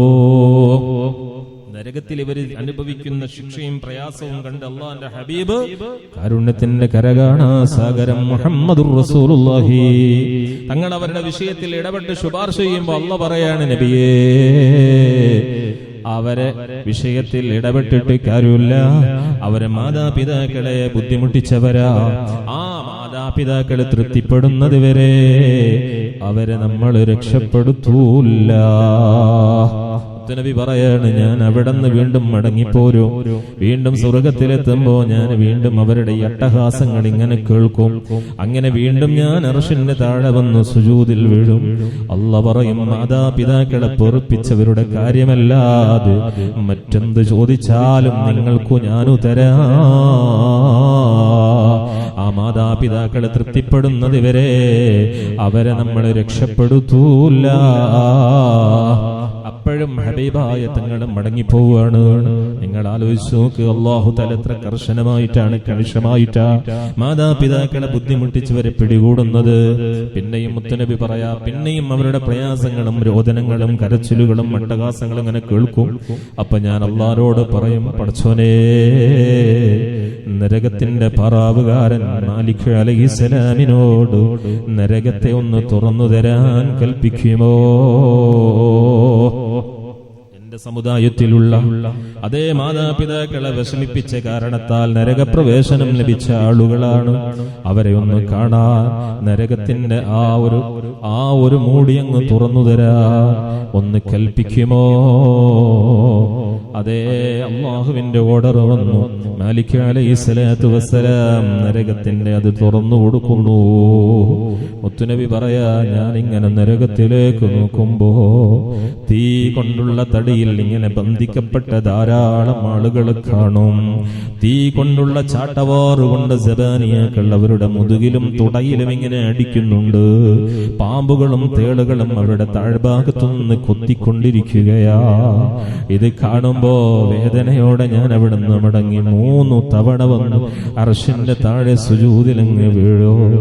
അപ്പോഴും അല്ലാഹു നേരത്തെ പറഞ്ഞ മറുപടി തന്നെ ആവർത്തിക്കുകയാ. അപ്പൊ ഞാൻ അല്ലാഹുവോട് പറയും, പടച്ചോനേ, ഈ നരകത്തിൽ കിടക്കുന്ന ആളുകളുടെ മാതാപിതാക്കളെ ഒന്ന് എനിക്ക് കാണിച്ചു തരുമോ? ഈ മാതാപിതാക്കളെ ഒന്ന് കാണിച്ചു തരോ. അപ്പോ അവരിൽ ചിലര് സ്വർഗത്തിലാണ്, ചിലര് മറ്റു ഇടങ്ങളിലാ. ഞാൻ ആവശ്യപ്പെട്ടതനുസരിച്ച് അല്ലാഹു സ്വർഗത്തിലുള്ള മാതാപിതാക്കളെ കൊണ്ടുവരുന്നു. ഞാൻ ആ മാതാപിതാക്കളോട് വിവരം പറയുന്നു, നിങ്ങളുടെ മക്കൾ ഇങ്ങനെ വിഷമത്തിലാണ്, നരകശിക്ഷ അനുഭവിക്കുകയാ. ഓ ഉമ്മമാരെ, സഹോദരിമാരെ, അപ്പോഴാണ് നരകാവകാശിയായ മക്കളുള്ള ഒരു ഉമ്മ, ആ ഉമ്മ സ്വർഗത്തിലാണ്. ഉമ്മ പറഞ്ഞു പോവാണ്, നബിയേ ഇദ്ഉഹു യുഅദ്ദബു യാ റസൂലല്ലാഹ്, നബിയേ അവന്റെ വിഷയത്തിൽ ഇടപെടണ്ട, അവന് ശിക്ഷിക്കപ്പെടട്ടെ നബിയേ, അവനെ ഒഴിവാക്കിയേക്കു നബിയേ, അവന് നരകത്തിൽ ശിക്ഷ അനുഭവിച്ചോട്ടെ. എന്താണ് അവന്റെ കാരണമെന്നറിയോ? ആ ഉമ്മ പറയുന്നത് മുഹമ്മദുർ റസൂലുള്ളാഹി സ്വല്ലല്ലാഹു അലൈഹി വസല്ലം തങ്ങളെ പഠിപ്പിച്ചു തരാണ്. എന്തിനാ ഉമ്മ ഇങ്ങനെ പറയാനുള്ള കാരണമെന്നറിയോ? ഉമ്മ പറയാണ്, അവൻ എന്നെ വല്ലാതെ നിസ്സാരപ്പെടുത്തിയിട്ടുണ്ട്, അവൻ എന്നെ ചീത്ത പറഞ്ഞിട്ടുണ്ട്, എന്റെ മനസ്സിനെ വേദനിപ്പിച്ചിട്ടുണ്ട്. അവന് ദുനിയാവിൽ നല്ല സമ്പത്തുള്ള ആളായിരുന്നു, ദുനിയാവിൽ നല്ല കഴിവുള്ള ആളായിരുന്നു. എന്നിട്ടും ഉമ്മയായ ഞാൻ രാത്രിയിൽ പട്ടിണി കിടന്നിട്ടുണ്ട് നബിയേ, എനിക്ക് വസ്ത്രമില്ലാത്ത സാഹചര്യം ഉണ്ടായിട്ടുണ്ട് നബിയേ, എനിക്ക് പട്ടിണി ഉണ്ടായിട്ടുണ്ട്, എനിക്ക് വസ്ത്രമില്ലാത്ത സാഹചര്യം ഉണ്ടായിട്ടുണ്ട്. ഞാൻ ഉടയാടകളില്ലാത്ത അവസരത്തിലോ ഈ എന്റെ മകൻ ചെയ്ത പരിപാടി എന്താണെന്നറിയോ? അവന്റെ ഭാര്യയ്ക്ക് അഴകുള്ള മുന്തിയ വസ്ത്രം വാങ്ങിക്കൊടുക്കാറുണ്ടായിരുന്നു. ഓ പ്രിയപ്പെട്ടവരെ, ഉമ്മാനെ മാറ്റിവെച്ചിട്ട് മറ്റൊരു ജീവിതമില്ല. ഉമ്മയുടെ മനസ്സെപ്പോഴെങ്കിലും വേദനിപ്പിച്ചതിന്റെ പേരിൽ നമ്മളെങ്ങാനും നരകപ്രവേശനത്തിന് വിധേയരാവേണ്ടി വന്നാൽ അല്ലാഹു നമ്മളെ കാക്കുമാറാവട്ടെ. നമ്മുടെ ഉമ്മ നമുക്കെതിരെ പറയുന്ന രംഗാണ് പറയുന്നത്. അല്ലാഹുവിന്റെ ഹബീബ് പറയാണ്, ഉമ്മ പറയാണ്, അങ്ങനെ എന്നെ വിഷമിപ്പിച്ചത് കൊണ്ട് അവൻ ആ ശിക്ഷ അനുഭവിച്ചോട്ടെ. മറ്റൊരുമ്മ പറയാ, അവനും ശിക്ഷ അനുഭവിച്ചോട്ടെ. ആ ഉമ്മയുടെ മകനും നരകത്തില. അവനും പറയാണ്, എന്താ പറഞ്ഞതെന്നറിയോ? ആ ഉമ്മയുടെ സങ്കടം എന്താണെന്നറിയോ? ഞാൻ എന്തെങ്കിലും ഉമ്മാനോട്, എന്റെ മോനോട് പറഞ്ഞാൽ, എന്റെ മോനെ ഞാൻ എന്തെങ്കിലും ഉപദേശിച്ചാൽ എന്റെ മകൻ എന്നെ അടിക്കാറാ, എന്നെ വീട്ടിൽ നിന്ന് ഇറക്കി വിടാറാ. ഇങ്ങനെ പറഞ്ഞ് ഉമ്മമാരെ മക്കൾക്കെതിരെ സാക്ഷിയാവുകയാ. അപ്പോഴാണ് ഹബീബായ മുഹമ്മദുർ റസൂലുള്ളാഹ് തങ്ങളെ കാരുണ്യം നിങ്ങൾ നോക്ക്. അവിടുന്ന് ഇടപെട്ട് ഉമ്മമാരോട് പറയാണ്, മാതാപിതാക്കളോട് പറയാണ്, സംഭവിച്ചതെല്ലാം സംഭവിച്ചില്ലേ, നിങ്ങളാ മക്കൾക്കൊന്ന് മാപ്പ് കൊടുക്കൂ, നിങ്ങളാ മക്കൾക്കൊന്ന് മാപ്പ് കൊടുത്തൂടെ എന്ന് ചോദിക്കുമ്പോഴേ കള്ള പറഞ്ഞു പോയി, നബിയേ ആ ഉമ്മാമാരെ പ്രയാസപ്പെടുത്തണ്ട, മാതാപിതാക്കളെ വിഷമിപ്പിക്കേണ്ടതില്ല, അവരെ തൃപ്തിയില്ലാതെ ഈ മനുഷ്യരെ ഞാൻ നരകത്തിൽ നിന്ന് രക്ഷപ്പെടുത്തില്ല നബിയേ. അപ്പോഴാണ് മുത്തുനബി പറയാണ്, അല്ലാഹുവേ എങ്കിൽ അവരെ എന്നോടൊപ്പം ഒന്ന് നരകം കാണാൻ ഈ മാതാപിതാക്കളെ ഒന്ന് പറഞ്ഞേക്കുമോ നബിയേ. അവിടെ അല്ലാഹുവോട് മുത്തുനബി ചോദിക്കുകയാണ്, എന്നാൽ അവരുടെ മക്കൾ നരകത്തിൽ അനുഭവിക്കുന്ന ശിക്ഷ അവർക്കൊന്ന് കാണിച്ചു കൊടുക്കാൻ ഈ മാതാപിതാക്കളെ എന്റെ കൂടെ ഒന്ന് വിട്ടുതരുമോ അല്ലാഹ്. അല്ലാഹുവിന്റെ സമ്മതപ്രകാരം ആ ഉമ്മമാര് നരകം കാണാൻ വരാണ്. നരകത്തിന്റെ സമീപത്ത് വരികയാ. അവരുടെ മക്കൾ അനുഭവിക്കുന്ന ശിക്ഷ കാണുമ്പോൾ അവരെ മക്കളെ തിരിച്ചറിയുകയാ. ആ മക്കള് മാതാപിതാക്കളെ വിളിച്ചിട്ട് ഇങ്ങനെ രക്ഷപ്പെടുത്താൻ വേണ്ടി യാചിക്കും. ഈ രംഗം കാണുമ്പോ മാതാപിതാക്കളുടെ മനസ്സ് മാറും. ആ മാതാപിതാക്കളെ കരഞ്ഞുകൊണ്ട് അവരെ രക്ഷപ്പെടുത്താൻ വേണ്ടി എന്നോട് ശഫാഅത്ത് ചെയ്യുമെന്ന് മുഹമ്മദുർ റസൂലുള്ളാഹി സ്വല്ലല്ലാഹു അലൈഹി വസല്ലം തങ്ങളോട് പറയാണ്. അങ്ങനെ ശഫാഅത്ത് ചെയ്യാൻ വേണ്ടി പറയുമ്പോഴും അല്ലാഹ് പറയും, മാതാപിതാക്കള് ശഫാഅത്ത് ചെയ്താലല്ലാതെ ഞാൻ അവരെ രക്ഷപ്പെടുത്തില്ലെന്ന് അല്ലാഹു സുബ്ഹാനഹു വ തആല അറിയിക്കുന്നു. അപ്പോ നിങ്ങൾ നോക്ക്, മുത്ത് മുത്തുനബിയുടെ റെക്കമെൻഡേഷൻ പോലും റബ്ബ് സ്വീകരിക്കണമെങ്കിൽ മാതാപിതാക്കളെ പൊരുത്തല്ല ഞാൻ രക്ഷപ്പെടാൻ കഴിയില്ല. അല്ലാഹു നമ്മളെ രക്ഷപ്പെടുത്തി തരുമാറാവട്ടെ. നല്ല മനസ്സോടെയാവണം അവർക്ക് വേണ്ടി ഖിദ്മ ചെയ്യുന്നത്. പ്രായമെത്തുമ്പോ ഇനൈകാസുൽ ഉമൂർ എന്ന് പറഞ്ഞതുപോലെ ചെറിയ കുട്ടിയുടെ ബുദ്ധിയിലേക്ക് അവര് മാറും. അപ്പോ ഒരേ കാര്യം തന്നെ വീണ്ടും വീണ്ടും ചോദിച്ചെന്ന് വരാ. 1-2 തവണ പറയുമ്പോഴേക്കും നമുക്ക് മടുപ്പ് വരാൻ പാടില്ല. മഹാനായ ഉമർ ഇബ്നുൽ ഖത്താബ് തങ്ങളോട് ഒരാള് വന്ന് ചോദിച്ചില്ലേ, എനിക്ക് പ്രായം ചെന്നിട്ടുണ്ട്, എനിക്ക് പ്രായം വന്ന ഒരു ഉമ്മയുണ്ട്, ആ ഉമ്മ എന്റെ മുതുകിൽ കയറിയിട്ടാണ് ആവശ്യങ്ങളൊക്കെ പൂർത്തീകരിക്കാറുള്ളത്. ഉമർ ഇബ്നുൽ ഖത്താബ് തങ്ങളോട് ആ മനുഷ്യൻ വന്ന് പറയാണ്, എനിക്ക് പ്രായം ചെന്ന ഒരു ഉമ്മയുണ്ട്, എന്റെ മുതുകിൽ കയറിയിട്ടാണ് അവർ ആവശ്യങ്ങളൊക്കെ പൂർത്തീകരിക്കാറുള്ളത്, ഞാൻ അവരോടുള്ള കടപ്പാട് വീട്ടിയവനാകുമോ? ഉമ്മാനോട് ചോദിക്കുകയാണ്. ഈ മോൻ വന്നിട്ട് പ്രായം ചെന്ന ഉമ്മയാണ്, ഉമ്മ എന്റെ മുതുകിൽ കയറിയിട്ടാണ് കാര്യങ്ങളൊക്കെ നിർവഹിക്കുന്നത്, ഞാൻ അവർക്ക് വേണ്ടിയുള്ള ആവശ്യങ്ങളൊക്കെ പൂർത്തീകരിച്ചു കൊടുത്തിട്ടുണ്ടോ? അവരോടുള്ള കടപ്പാട് വീട്ടിയവനാകുമോ എന്ന് ചോദിച്ചപ്പോ മഹാനായ ഉമർ ഇബ്നുൽ ഖത്താബ് തങ്ങൾ പറയാണ്, ഇല്ല ഇല്ല. കാരണം എന്താണെന്നറിയോ? അവർ നിനക്ക് വേണ്ടി അങ്ങനെ ചെയ്തത്, ചെറിയ പ്രായത്തിൽ നമ്മളെ തോളിലിട്ട് താരാട്ടുപാട്ടി കൂടെ കൊണ്ട് നടന്നത്, എത്രയോ ഉറക്കമൊഴിച്ചതും എല്ലാം നിന്റെ ജീവിതം ബാക്കിയാവണമെന്ന ആഗ്രഹത്തോടെയായിരുന്നു. ഉമർ ഇബ്നുൽ ഖത്താബ് തങ്ങൾ പറഞ്ഞു കൊടുക്കാണ്, മോനെ, എന്നാ പ്രായം ഉള്ള ഉമ്മാനെയും ഉപ്പാക്കും നീ ഖിദ്മ ചെയ്യുന്ന സമയത്ത് നിന്റെ ഖൽബിലെന്താ ഉള്ളത്, നിന്റെ മനസ്സിലെന്താ ഉള്ളത്? നീ അവരുടെ മരണമാണ് ആഗ്രഹിക്കുന്നത്. മരിക്കുന്നത് വരെയല്ലേ ഉള്ളൂ, ഒന്ന് മരിച്ചു കിട്ടുന്നത് വരെയല്ലേ ഉള്ളൂ എന്ന ചിന്തയോടെയാണ് പ്രായം ചെല്ലുന്ന ഉമ്മാനെയും ഉപ്പാനെയും നമ്മൾ ഖിദ്മ ചെയ്യുന്നത്. ആ രണ്ടു മനസ്സിന്റെ വ്യത്യാസം മഹാനായ ഉമർ ഇബ്നുൽ ഖത്താബ് റളിയല്ലാഹു അൻഹു നമുക്ക് പറഞ്ഞു തരികയാണ്. അതുകൊണ്ടല്ലേ മഹാനായ സഅദ് ഇബ്നു അബീ വഖാസ് റളിയല്ലാഹു അൻഹു 4 ആയത്തുകൾ എന്റെ വിഷയത്തിൽ ഇറങ്ങിയിട്ടുണ്ടെന്ന് പറയാ. 4 ആയത്തുകൾ എന്റെ വിഷയത്തിൽ ഇറങ്ങിയിട്ടുണ്ടെന്ന് സഅദ് ഇബ്നു അബീ വഖാസ് സ്വർഗ്ഗം കൊണ്ട് സുവിശേഷം അറിയിക്കപ്പെട്ട സ്വഹാബിയാണ്. സുമ്മറിളാ അൻ അബീ ബക്രിൻ വഅൻ ഉമരി വഅൻ അലിയിൻ വഅൻ ഉസ്മാന ദിൽ കറമി മൗലായ صلي وسلم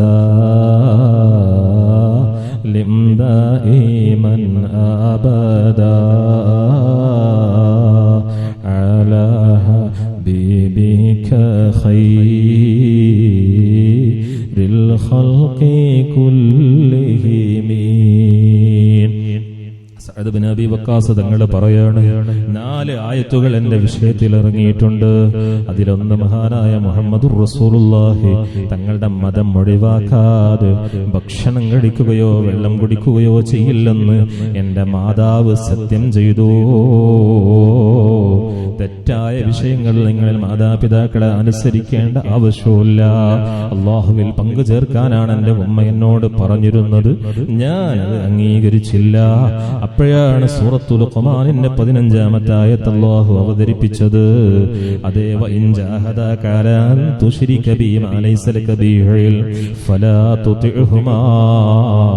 അവരെ അനുസരിക്കേണ്ട ആവശ്യമില്ല, അവരനുസരിക്കേണ്ട ആവശ്യമില്ല, അവരനുസരിക്കേണ്ട ആവശ്യമില്ല. അപ്പോൾ നല്ല കാര്യങ്ങൾ അവരോട് നമ്മോട് പറയുമ്പോൾ നമ്മളത് ശിരസായി ഏറ്റെടുക്കണോ? തിന്മയായ ചെയ്യാൻ പാടില്ലാത്ത വിഷയങ്ങൾ കൽപ്പിച്ചാൽ നമ്മളത് ചെയ്യേണ്ടതുമില്ല. ഹബീബായ മുഹമ്മദ് റസൂലുള്ളാഹി സ്വല്ലല്ലാഹു അലൈഹി വസല്ലം തങ്ങൾ ആ രൂപത്തിൽ മാതാപിതാക്കളെ പരിഗണിച്ച് നമുക്ക് കാണിച്ചു തന്നിട്ടുണ്ട്. എത്രയാണ് ഉമ്മാക്ക് കൊടുക്കുന്ന സ്ഥാനം നോക്ക് നിങ്ങൾ. എത്ര മഹത്വങ്ങളാണ് ഉമ്മാക്ക് പകർന്നു കൊടുക്കുന്നത്. അൽ ജന്നത്തു തഹത ഖദാമിൽ ഉമ്മഹാ. മാതാപിതാക്കളുടെ അതേ ഉമ്മാന്റെ കാൽപാദത്തിലാണ് സ്വർഗമെന്ന് പഠിപ്പിക്കുന്നു. അതുകൊണ്ടല്ലേ മഹാനായ ലുഖ്മാനുൽ ഹക്കീം തങ്ങളുടെ മകനോട് പറഞ്ഞില്ലേ, മോനെ, ഉപ്പാക്ക് സ്വർഗത്തിലെത്തും മുമ്പേ സ്വർഗത്തിൽ നിന്ന് വല്ലതുമൊന്ന് കൊണ്ടുതരുമോ? സ്വർഗത്തിലെത്തും മുമ്പേ ഉപ്പാക്കൊരാഗ്രഹമുണ്ട്, സ്വർഗത്തിൽ നിന്ന് വല്ലതും കൊണ്ടുവന്നു തരുമോ? അപ്പോഴാണ് പൊന്നുമോൻ പറയുന്നു, ഞാനിപ്പോ വരാ, വേണ്ടത് കൊണ്ടുവരാ. സുബ്ഹാനല്ലാഹ്, ഈ പൊന്നുമോൻ ഓടിപ്പോവുകയാണ്. ഓടി ചെന്നിട്ട് വീടിന്റെ അടുക്കളയിൽ ജോലി ചെയ്യുന്ന പ്രിയപ്പെട്ട ഉമ്മാനോട് പറയുന്നു, ഉമ്മ കാലൊന്ന് പൊക്കിത്തരുമോ? ഉമ്മയുടെ കാലൊന്ന് പൊക്കിത്തരുമോ? ഉമ്മായുടെ കാല് പൊക്കിയിട്ട് ഉമ്മായുടെ കാലിനിടയിലുള്ള മണൽത്തരികൾ ഇങ്ങനെ വടിച്ചെടുക്കുകയാ. ആ മണൽത്തരികൾ ഇങ്ങനെ വടിച്ചെടുത്തിട്ട് ഒരു കടലാസിൽ പൊതിഞ്ഞിട്ട് ഈ പൊന്നുമോനോടി വരുന്നു ലുഖ്മാനുൽ ഹക്കീം തങ്ങളുടെ സവിധത്തിലേക്ക്. എന്നിട്ട് പറഞ്ഞു, ഹദാ തുറബത്തും മിൻ തുറാബിൽ ജന്ന. ഈ പൊതി കൊടുത്തിട്ട് പറയാണ്, ഇത് സ്വർഗീയ മണ്ണിൽ നിന്നുള്ള മണ്ണാണ് ഉപ്പാ, ഇത് സ്വർഗീയ മണ്ണിൽ നിന്നുള്ള മണ്ണാണ് ഉപ്പാ. ലുഖ്മാനുൽ ഹക്കീം തങ്ങൾ ഇങ്ങനെ അത് പൊതികടിച്ചപ്പോ അതിലെ മൺതരികളാ ഉമ്മാന്റെ കാൽപാദത്തിനടിയിലുള്ള മണ്ണാണെന്ന് പറഞ്ഞ് മോനങ്ങ് പറയുമ്പോ ആ മോനെ ഉമ്മ വെച്ച് ചേർത്ത് പിടിച്ച് ചുടുചുംബനങ്ങൾ നൽകിയിട്ട് മഹാനായ ലുഖ്മാനുൽ ഹക്കീം തങ്ങൾ ഒരു ഹദീസ് അവിടുന്ന് പറഞ്ഞു കൊടുക്കുകയാണ്, അൽ വാലിദാനി ബാബാനി മിൻ അബ്വാബിൽ ജന്ന. മാതാപിതാക്കള് സ്വർഗത്തിന്റെ 2 കവാടങ്ങളിലെ പ്രധാന കവാടമാണ് മോനെ. അതുകൊണ്ട് ഉപ്പയിലൂടെയാണ് നമുക്ക് സ്വർഗപ്രവേശനം എളുപ്പമാകുന്നത്. അവരെ വേദനിപ്പിച്ചൊരു ജീവിതമുണ്ടെങ്കിൽ ഒരു രക്ഷപ്പെടാൻ ഒരു മാർഗവുമില്ലാതെയായി പോകും. അതുകൊണ്ടല്ലേ നിങ്ങൾ കണ്ടില്ലേ മഹാനായ മാലിക് ഇബ്നു ദീനാർ തങ്ങള്, ഞാൻ ദീർഘിപ്പിക്കുകയല്ല, വന്യനായ ശൈഖുനാ ഉസ്താദ് അവറുകൾ അല്പസമയത്തിനകം ഇവിടെ എത്തും, നമുക്ക് വേണ്ടി ദുആ ചെയ്തു തരും. അല്ലാഹു ആഫിയത്തുള്ള ദീർഘായുസ്സ് ഹിമ്മത്തിലായി ഏറ്റിക്കൊടുക്കുമാറാവട്ടെ. മാലിക് ഇബ്നു ദീനാർ തങ്ങൾ പറയുന്ന ഒരു സംഭവം കാണാം. ഞാൻ ഒരിക്കൽ ഇങ്ങനെ തവാഫ് ചെയ്തുകൊണ്ടിരിക്കുക, ഹാജിമാരുടെ ഉംറയും അതുപോലെ ഹജ്ജും ഉംറയൊക്കെ നിർവഹിച്ചു. അങ്ങനെ ഒരുപാട് ആളുകളുള്ള ദിവസമായിരുന്നു. ഒരുപാട് ആളുകൾ ഹജ്ജും ഉംറയൊക്കെ നിർവഹിച്ച് ജനങ്ങളുടെ ആധിക്യം കണ്ട് ഞാൻ അത്ഭുതപ്പെട്ടു. ഞാനിങ്ങനെ പറഞ്ഞുപോയി, ഇവരുടെ കൂട്ടത്തിൽ ആരുടെയെല്ലാം ഹജ്ജ് അല്ലാഹു സ്വീകരിക്കും, ആരുടെയെല്ലാം അല്ലാഹു തള്ളിക്കളയും എന്നെനിക്കെന്ന് അറിഞ്ഞാൽ ആ സ്വീകരിക്കുന്നവരുടെ ആളുകളോട് എനിക്ക് ആ സന്തോഷം അറിയിക്കാമായിരുന്നല്ലോ. മഹാനായ മാലിക് ഇബ്നു ദീനാർ തങ്ങളത് പറയുന്നു. അങ്ങനെ മഹാനവറുകൾ അന്ന് രാത്രി കിടന്നുറങ്ങുമ്പോ ഒരു സ്വപ്നം കാണുകയാണ്. ഒരാള് വന്നിട്ട് മഹാനായ മാലിക് ഇബ്നു ദീനാർ തങ്ങളോട് അവിടുന്ന് പറയാണ്, സ്വപ്നത്തിലൂടെ അറിയിച്ചു കൊടുക്കുകയാണ്, സുബ്ഹാനല്ലാഹ്, മാലിക് ഇബ്നു ദീനാർ തങ്ങളെ, ഹാജിമാരെ കുറിച്ചും ഉംറ ചെയ്യുന്നവരെ കുറിച്ചൊക്കെ നിങ്ങൾ അന്വേഷിക്കുന്നുണ്ടല്ലേ, അല്ലാഹു അവരിൽ ഒരാളുടെ ഹജ്ജല്ലാതെ ബാക്കി എല്ലാവരുടെ ഹജ്ജും സ്വീകരിച്ചിട്ടുണ്ട്. മാലിക് ഇബ്നു ദീനാർ തങ്ങളോട് അറിയിച്ചു കൊടുക്കാൻ, ഒരു മനുഷ്യന്റെ ഹജ്ജല്ലാതെ ബാക്കി എല്ലാവരുടെ കർമ്മങ്ങളും അല്ലാഹു സ്വീകരിച്ചിട്ടുണ്ട്, എല്ലാ മനുഷ്യരുടെയും സ്വീകരിച്ചിട്ടുണ്ട്. സുബ്ഹാനല്ലാഹ്, ആ ഒരു മനുഷ്യന്റെ ഹജ്ജ് സ്വീകരിക്കാതെ അവന്റെ മുഖത്തേക്ക് തന്നെ തിരിച്ചറിയുകയും ചെയ്തിട്ടുണ്ട്. മാലിക് ഇബ്നു ദീനാർ ഇങ്ങനെ ബേജാറായി പോയി, പടച്ചോനെ, ആ സ്വീകരിക്കാതെ തള്ളപ്പെട്ട ഹജ്ജ് ചെയ്തത് എന്റെ ഹജ്ജാകുമോ, ഞാനായിരിക്കുമോ എന്ന് പേടിച്ചുകൊണ്ടിരിക്കുക. 2ാമത്തെ ദിവസവും ഇതേ സ്വപ്നം ആവർത്തിക്കപ്പെട്ടു. അപ്പൊ പറഞ്ഞു, ആ സ്വീകരിക്കാത്ത മനുഷ്യൻ നിങ്ങളല്ല, അത് ബൽഖ് പട്ടണത്തിലെ ഖുറാസാനിലുള്ള മുഹമ്മദ് ബിൻ ഹാറൂനുൽ ബൽഖി എന്ന് പറയുന്ന മനുഷ്യനാണ്. അങ്ങനെ നേരം പുലർന്നു. ഞാൻ ചുരുക്കിയിട്ട് പറയാണ്, നേരം പുലർന്നപ്പോ ഞാൻ ഖുറാസാനിലേക്ക് പുറപ്പെട്ടു. അവിടെ ചെന്ന് അന്വേഷിച്ചു. അപ്പൊ ഖുറാസാനിൽ അയാളെ പോലെ ചെന്ന് അന്വേഷിക്കുമ്പോ അത്രത്തോളം ഇബാദത്ത് ചെയ്യുന്ന വേറൊരു മനുഷ്യനെയും കാണാനില്ല. ആളുകളോട് ചോദിച്ചപ്പം പറയാണ്, നിങ്ങൾ അന്വേഷിച്ചു വന്ന ആളുണ്ടല്ലോ, അയാള് സാഹിദായ മനുഷ്യനാ, ദീർഘസമയം ഇബാദത്ത, ധാരാളം ഖുർആൻ ഓതുകയാ, അയാളെ ഞങ്ങൾക്ക് തന്നെ കാണാൻ കിട്ടാറില്ല. അദ്ദേഹം 40 കൊല്ലമായി പകലിൽ നോമ്പെടുക്കാറാ, രാത്രി നിന്ന് നിസ്കരിച്ച് ജീവിക്കുകയാ. എവിടെയെങ്കിലും വിജനമായ പ്രദേശത്തെ അയാളെ കാണാൻ കഴിയുള്ളൂ. ഇപ്പോൾ ചിലപ്പോ മക്കയിലെ ഏതെങ്കിലും വിജന പ്രദേശത്തെ കാണാൻ പറ്റുമോ? അങ്ങനെ അന്വേഷണങ്ങൾക്കൊടുവിൽ ഞാൻ അദ്ദേഹത്തെ കാണുകയാ.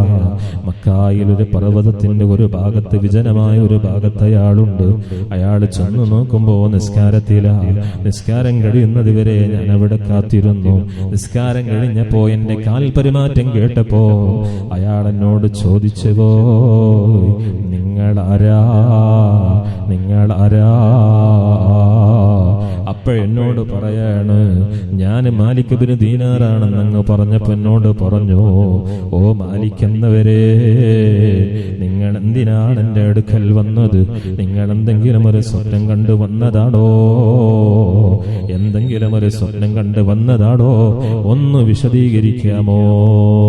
അപ്പോ കണ്ട സ്വപ്നം പറയാൻ എനിക്ക് മടി വന്നു. കാരണം ഇയാളുടെ ഹജ്ജാണല്ലോ സ്വീകരിക്കാതെ ബാക്കി എല്ലാവരുടെ ഹജ്ജും സ്വീകരിച്ചു എന്നുള്ള വിഷയമല്ലേ. ഈ മനുഷ്യന്റെ ഹജ്ജ് റബ്ബ് സ്വീകരിക്കാതെ തള്ളപ്പെട്ടു എന്നല്ലേ പറയാനുള്ളത്. അതുകൊണ്ട് എനിക്ക് പറയാൻ എനിക്ക് വിഷമായി. ഞാനിങ്ങനെ പറയാതെ മടിച്ചു നിന്നപ്പോ അദ്ദേഹം പറഞ്ഞു, നിങ്ങൾ പറഞ്ഞോളൂ. അങ്ങനെ അയാൾ നിർബന്ധിച്ചപ്പോ ഞാൻ ഉണ്ടായ സംഭവം വിശദീകരിച്ചു. അപ്പോഴയാള് കരയാൻ തുടങ്ങി. കുറെ സമയം അയാൾ കരഞ്ഞു. എന്നിട്ട് പറയാൻ തുടങ്ങി, ഞാൻ നന്നായി ലഹരി ഉപയോഗിക്കുന്ന ഒരാളായിരുന്നു. നന്നായി ലഹരി ഉപയോഗിക്കാറുണ്ടായിരുന്നു. ഒരിക്കൽ എന്റെ കൂട്ടുകാരന്റെ അടുത്ത് വെച്ച് ഞാനങ്ങ് മദ്യപിച്ചു പോയി. എന്റെ സ്വബോധം നഷ്ടപ്പെട്ടു പോയി. വീട്ടിലേക്ക് എത്തിയപ്പോ എന്റെ മാതാവ് ഞങ്ങൾക്കുള്ള ഭക്ഷണം പാകം ചെയ്തുകൊണ്ടിരിക്കുകയായിരുന്നു. ഞാനാണെങ്കിലോ ലഹരി വാദിച്ച് ഒരു മസ്തായിലേക്കും ലഗാനമില്ലാതെ വരികയാണ്. ആ സമയത്ത് എന്റെ പ്രിയപ്പെട്ട ഉമ്മ എനിക്ക് വേണ്ടിയുള്ള ഭക്ഷണം തയ്യാറാക്കി എന്റെ അടുക്കൽ വന്നിട്ട് പറയാണ്, മോനെ, ഇന്ന് ശഅബാനിന്റെ അവസാന ദിവസവും റമദാനിലെ ആദ്യത്തെ രാത്രിയുമല്ലടോ. ഈ മോനോട് ഉമ്മ പറയാണ്, ഇന്ന് റമദാനിന്റെ ആദ്യത്തെ രാത്രിയായിട്ട് ജനങ്ങളെല്ലാവരും നോമ്പെടുക്കാൻ വേണ്ടി ഒരുങ്ങുമ്പോ നീ ഇങ്ങനെ ലഹരിയിൽ അടിമപ്പെട്ട് കഴിയുകയാണോ? ഈ ലഹരിയിൽ ഉന്മത്തനായി ലക്കും ലഗാനമില്ലാതെ കഴിയാണോ? നീ അല്ലാഹുവിനെ ഓർത്ത് ലജ്ജിക്കുന്നില്ലടോ? ഇത് കേട്ടപ്പോ ഞാൻ എന്റെ കൈ ഉയർത്തിയിട്ട് എന്റെ ഉമ്മാനെ ഒന്നങ്ങ് ഇടിച്ചു. എന്റെ ഉമ്മാനെ ഞാൻ അടിച്ചപ്പോ എന്റെ ഉമ്മ പറഞ്ഞു പോയി, നീ നശിച്ചിരിക്കുന്നതോ, നീ നശിച്ചിരിക്കുന്നു. അതും കൂടി കേട്ടപ്പോ എനിക്ക് ദേഷ്യം കൂടി. ഞാൻ എന്റെ ഉമ്മാനെ പൊക്കിയെടുത്ത് അടുപ്പിലേക്ക്, അഗ്നികൾ അഴുന്ന അടുപ്പിലേക്ക് അങ്ങ് വലിച്ചെറിഞ്ഞു. ഞാൻ മദ്യപാനിയായി, എനിക്ക് മസ്താണ്, എനിക്ക് ബോധമല്ല. ഞാൻ അങ്ങനെയാണ് ചെയ്തു പോയത്. സുബ്ഹാനല്ലാഹ്, ചരിത്രം വിശാലമാണ്, ഞാൻ ചുരുക്കിയിട്ട് പറയാണ്. ആ മനുഷ്യൻ അന്ന് പിന്നീട് പാതിരാ സമയമാകുമ്പോൾ ബോധം വന്നപ്പോഴേക്ക് ഉമ്മ വല്ലാതെ പ്രയാസപ്പെട്ട് ഉമ്മയുടെ ജീവൻ തന്നെ പോയിട്ടുണ്ട്. ഉമ്മ കത്തിക്കരിഞ്ഞു പോയിട്ടുണ്ട്. അന്ന് മുതൽ ഇതാള് 40 കൊല്ലമായി തൗബയില. 40 കൊല്ലമായി വല്ലാതെ റബ്ബിലേക്ക് ഖേദിച്ചു മടങ്ങുകയാണ്. എല്ലാ കൊല്ലവും ഹജ്ജ് ചെയ്യും. എല്ലാ വർഷവും ഹജ്ജ് ചെയ്താൽ ഏതെങ്കിലും ഒരു മഹാസ്വാത്വികനായ മഹാൻ ഇയാളെ തേടി വരും. ഒന്നിരായ അവസാനം ഈ വർഷവും അദ്ദേഹത്തിന്റെ ഹജ്ജിന്റെ അവസ്ഥ ഈ രൂപത്തിലാണെന്ന് പറഞ്ഞ് അയാൾ സങ്കടപ്പെടുന്നു. ആ സങ്കടപ്പെടുന്നു. അവസാനം റബ്ബിലേക്ക് അയാൾ ഖേദിച്ചു മടങ്ങാണ്. മാലിക് ബിൻ ദീനാർ തങ്ങൾക്ക് സ്വപ്ന ദർശനമുണ്ടാവുകയാണ്. മാലിക് ബിൻ ദീനാർ തങ്ങളെ ആളുകളുടെ ആശ, ലാ തഖനതു മിൻ റഹ്മത്തില്ലാഹ്, അല്ലാഹുവിന്റെ റഹ്മത്തിനെ തൊട്ട് ആളുകളുടെ ആശ മുറിയിക്കാൻ പാടില്ല. ആ മനുഷ്യന് അല്ലാഹു നാളെ ആഖിറത്തിൽ ഉമ്മയുടെ ശുപാർശ കാരണം പൊരുത്തപ്പെട്ടു കൊടുക്കുന്നതാണ്. വിശാലമായ ചരിത്രത്തിൽ നമുക്കത് കാണാൻ പറ്റും. അല്ലാഹു തആല മാതാപിതാക്കളുടെ ഗുരുജനങ്ങളുടെ ഗുരുത്വവും ഉള്ളവരിൽ നമ്മളെല്ലാവരെയും ഉൾപ്പെടുത്തി തരുമാറാവട്ടെ എന്ന് പ്രാർത്ഥിച്ചുകൊണ്ട് ഞാൻ എൻ്റെ വാക്കുകൾ അവസാനിപ്പിക്കുന്നു. ദുആ വസിയത്തോടെ അസ്സലാമു അലൈക്കും വറഹ്മത്തുള്ളാഹി വബറകാതുഹു.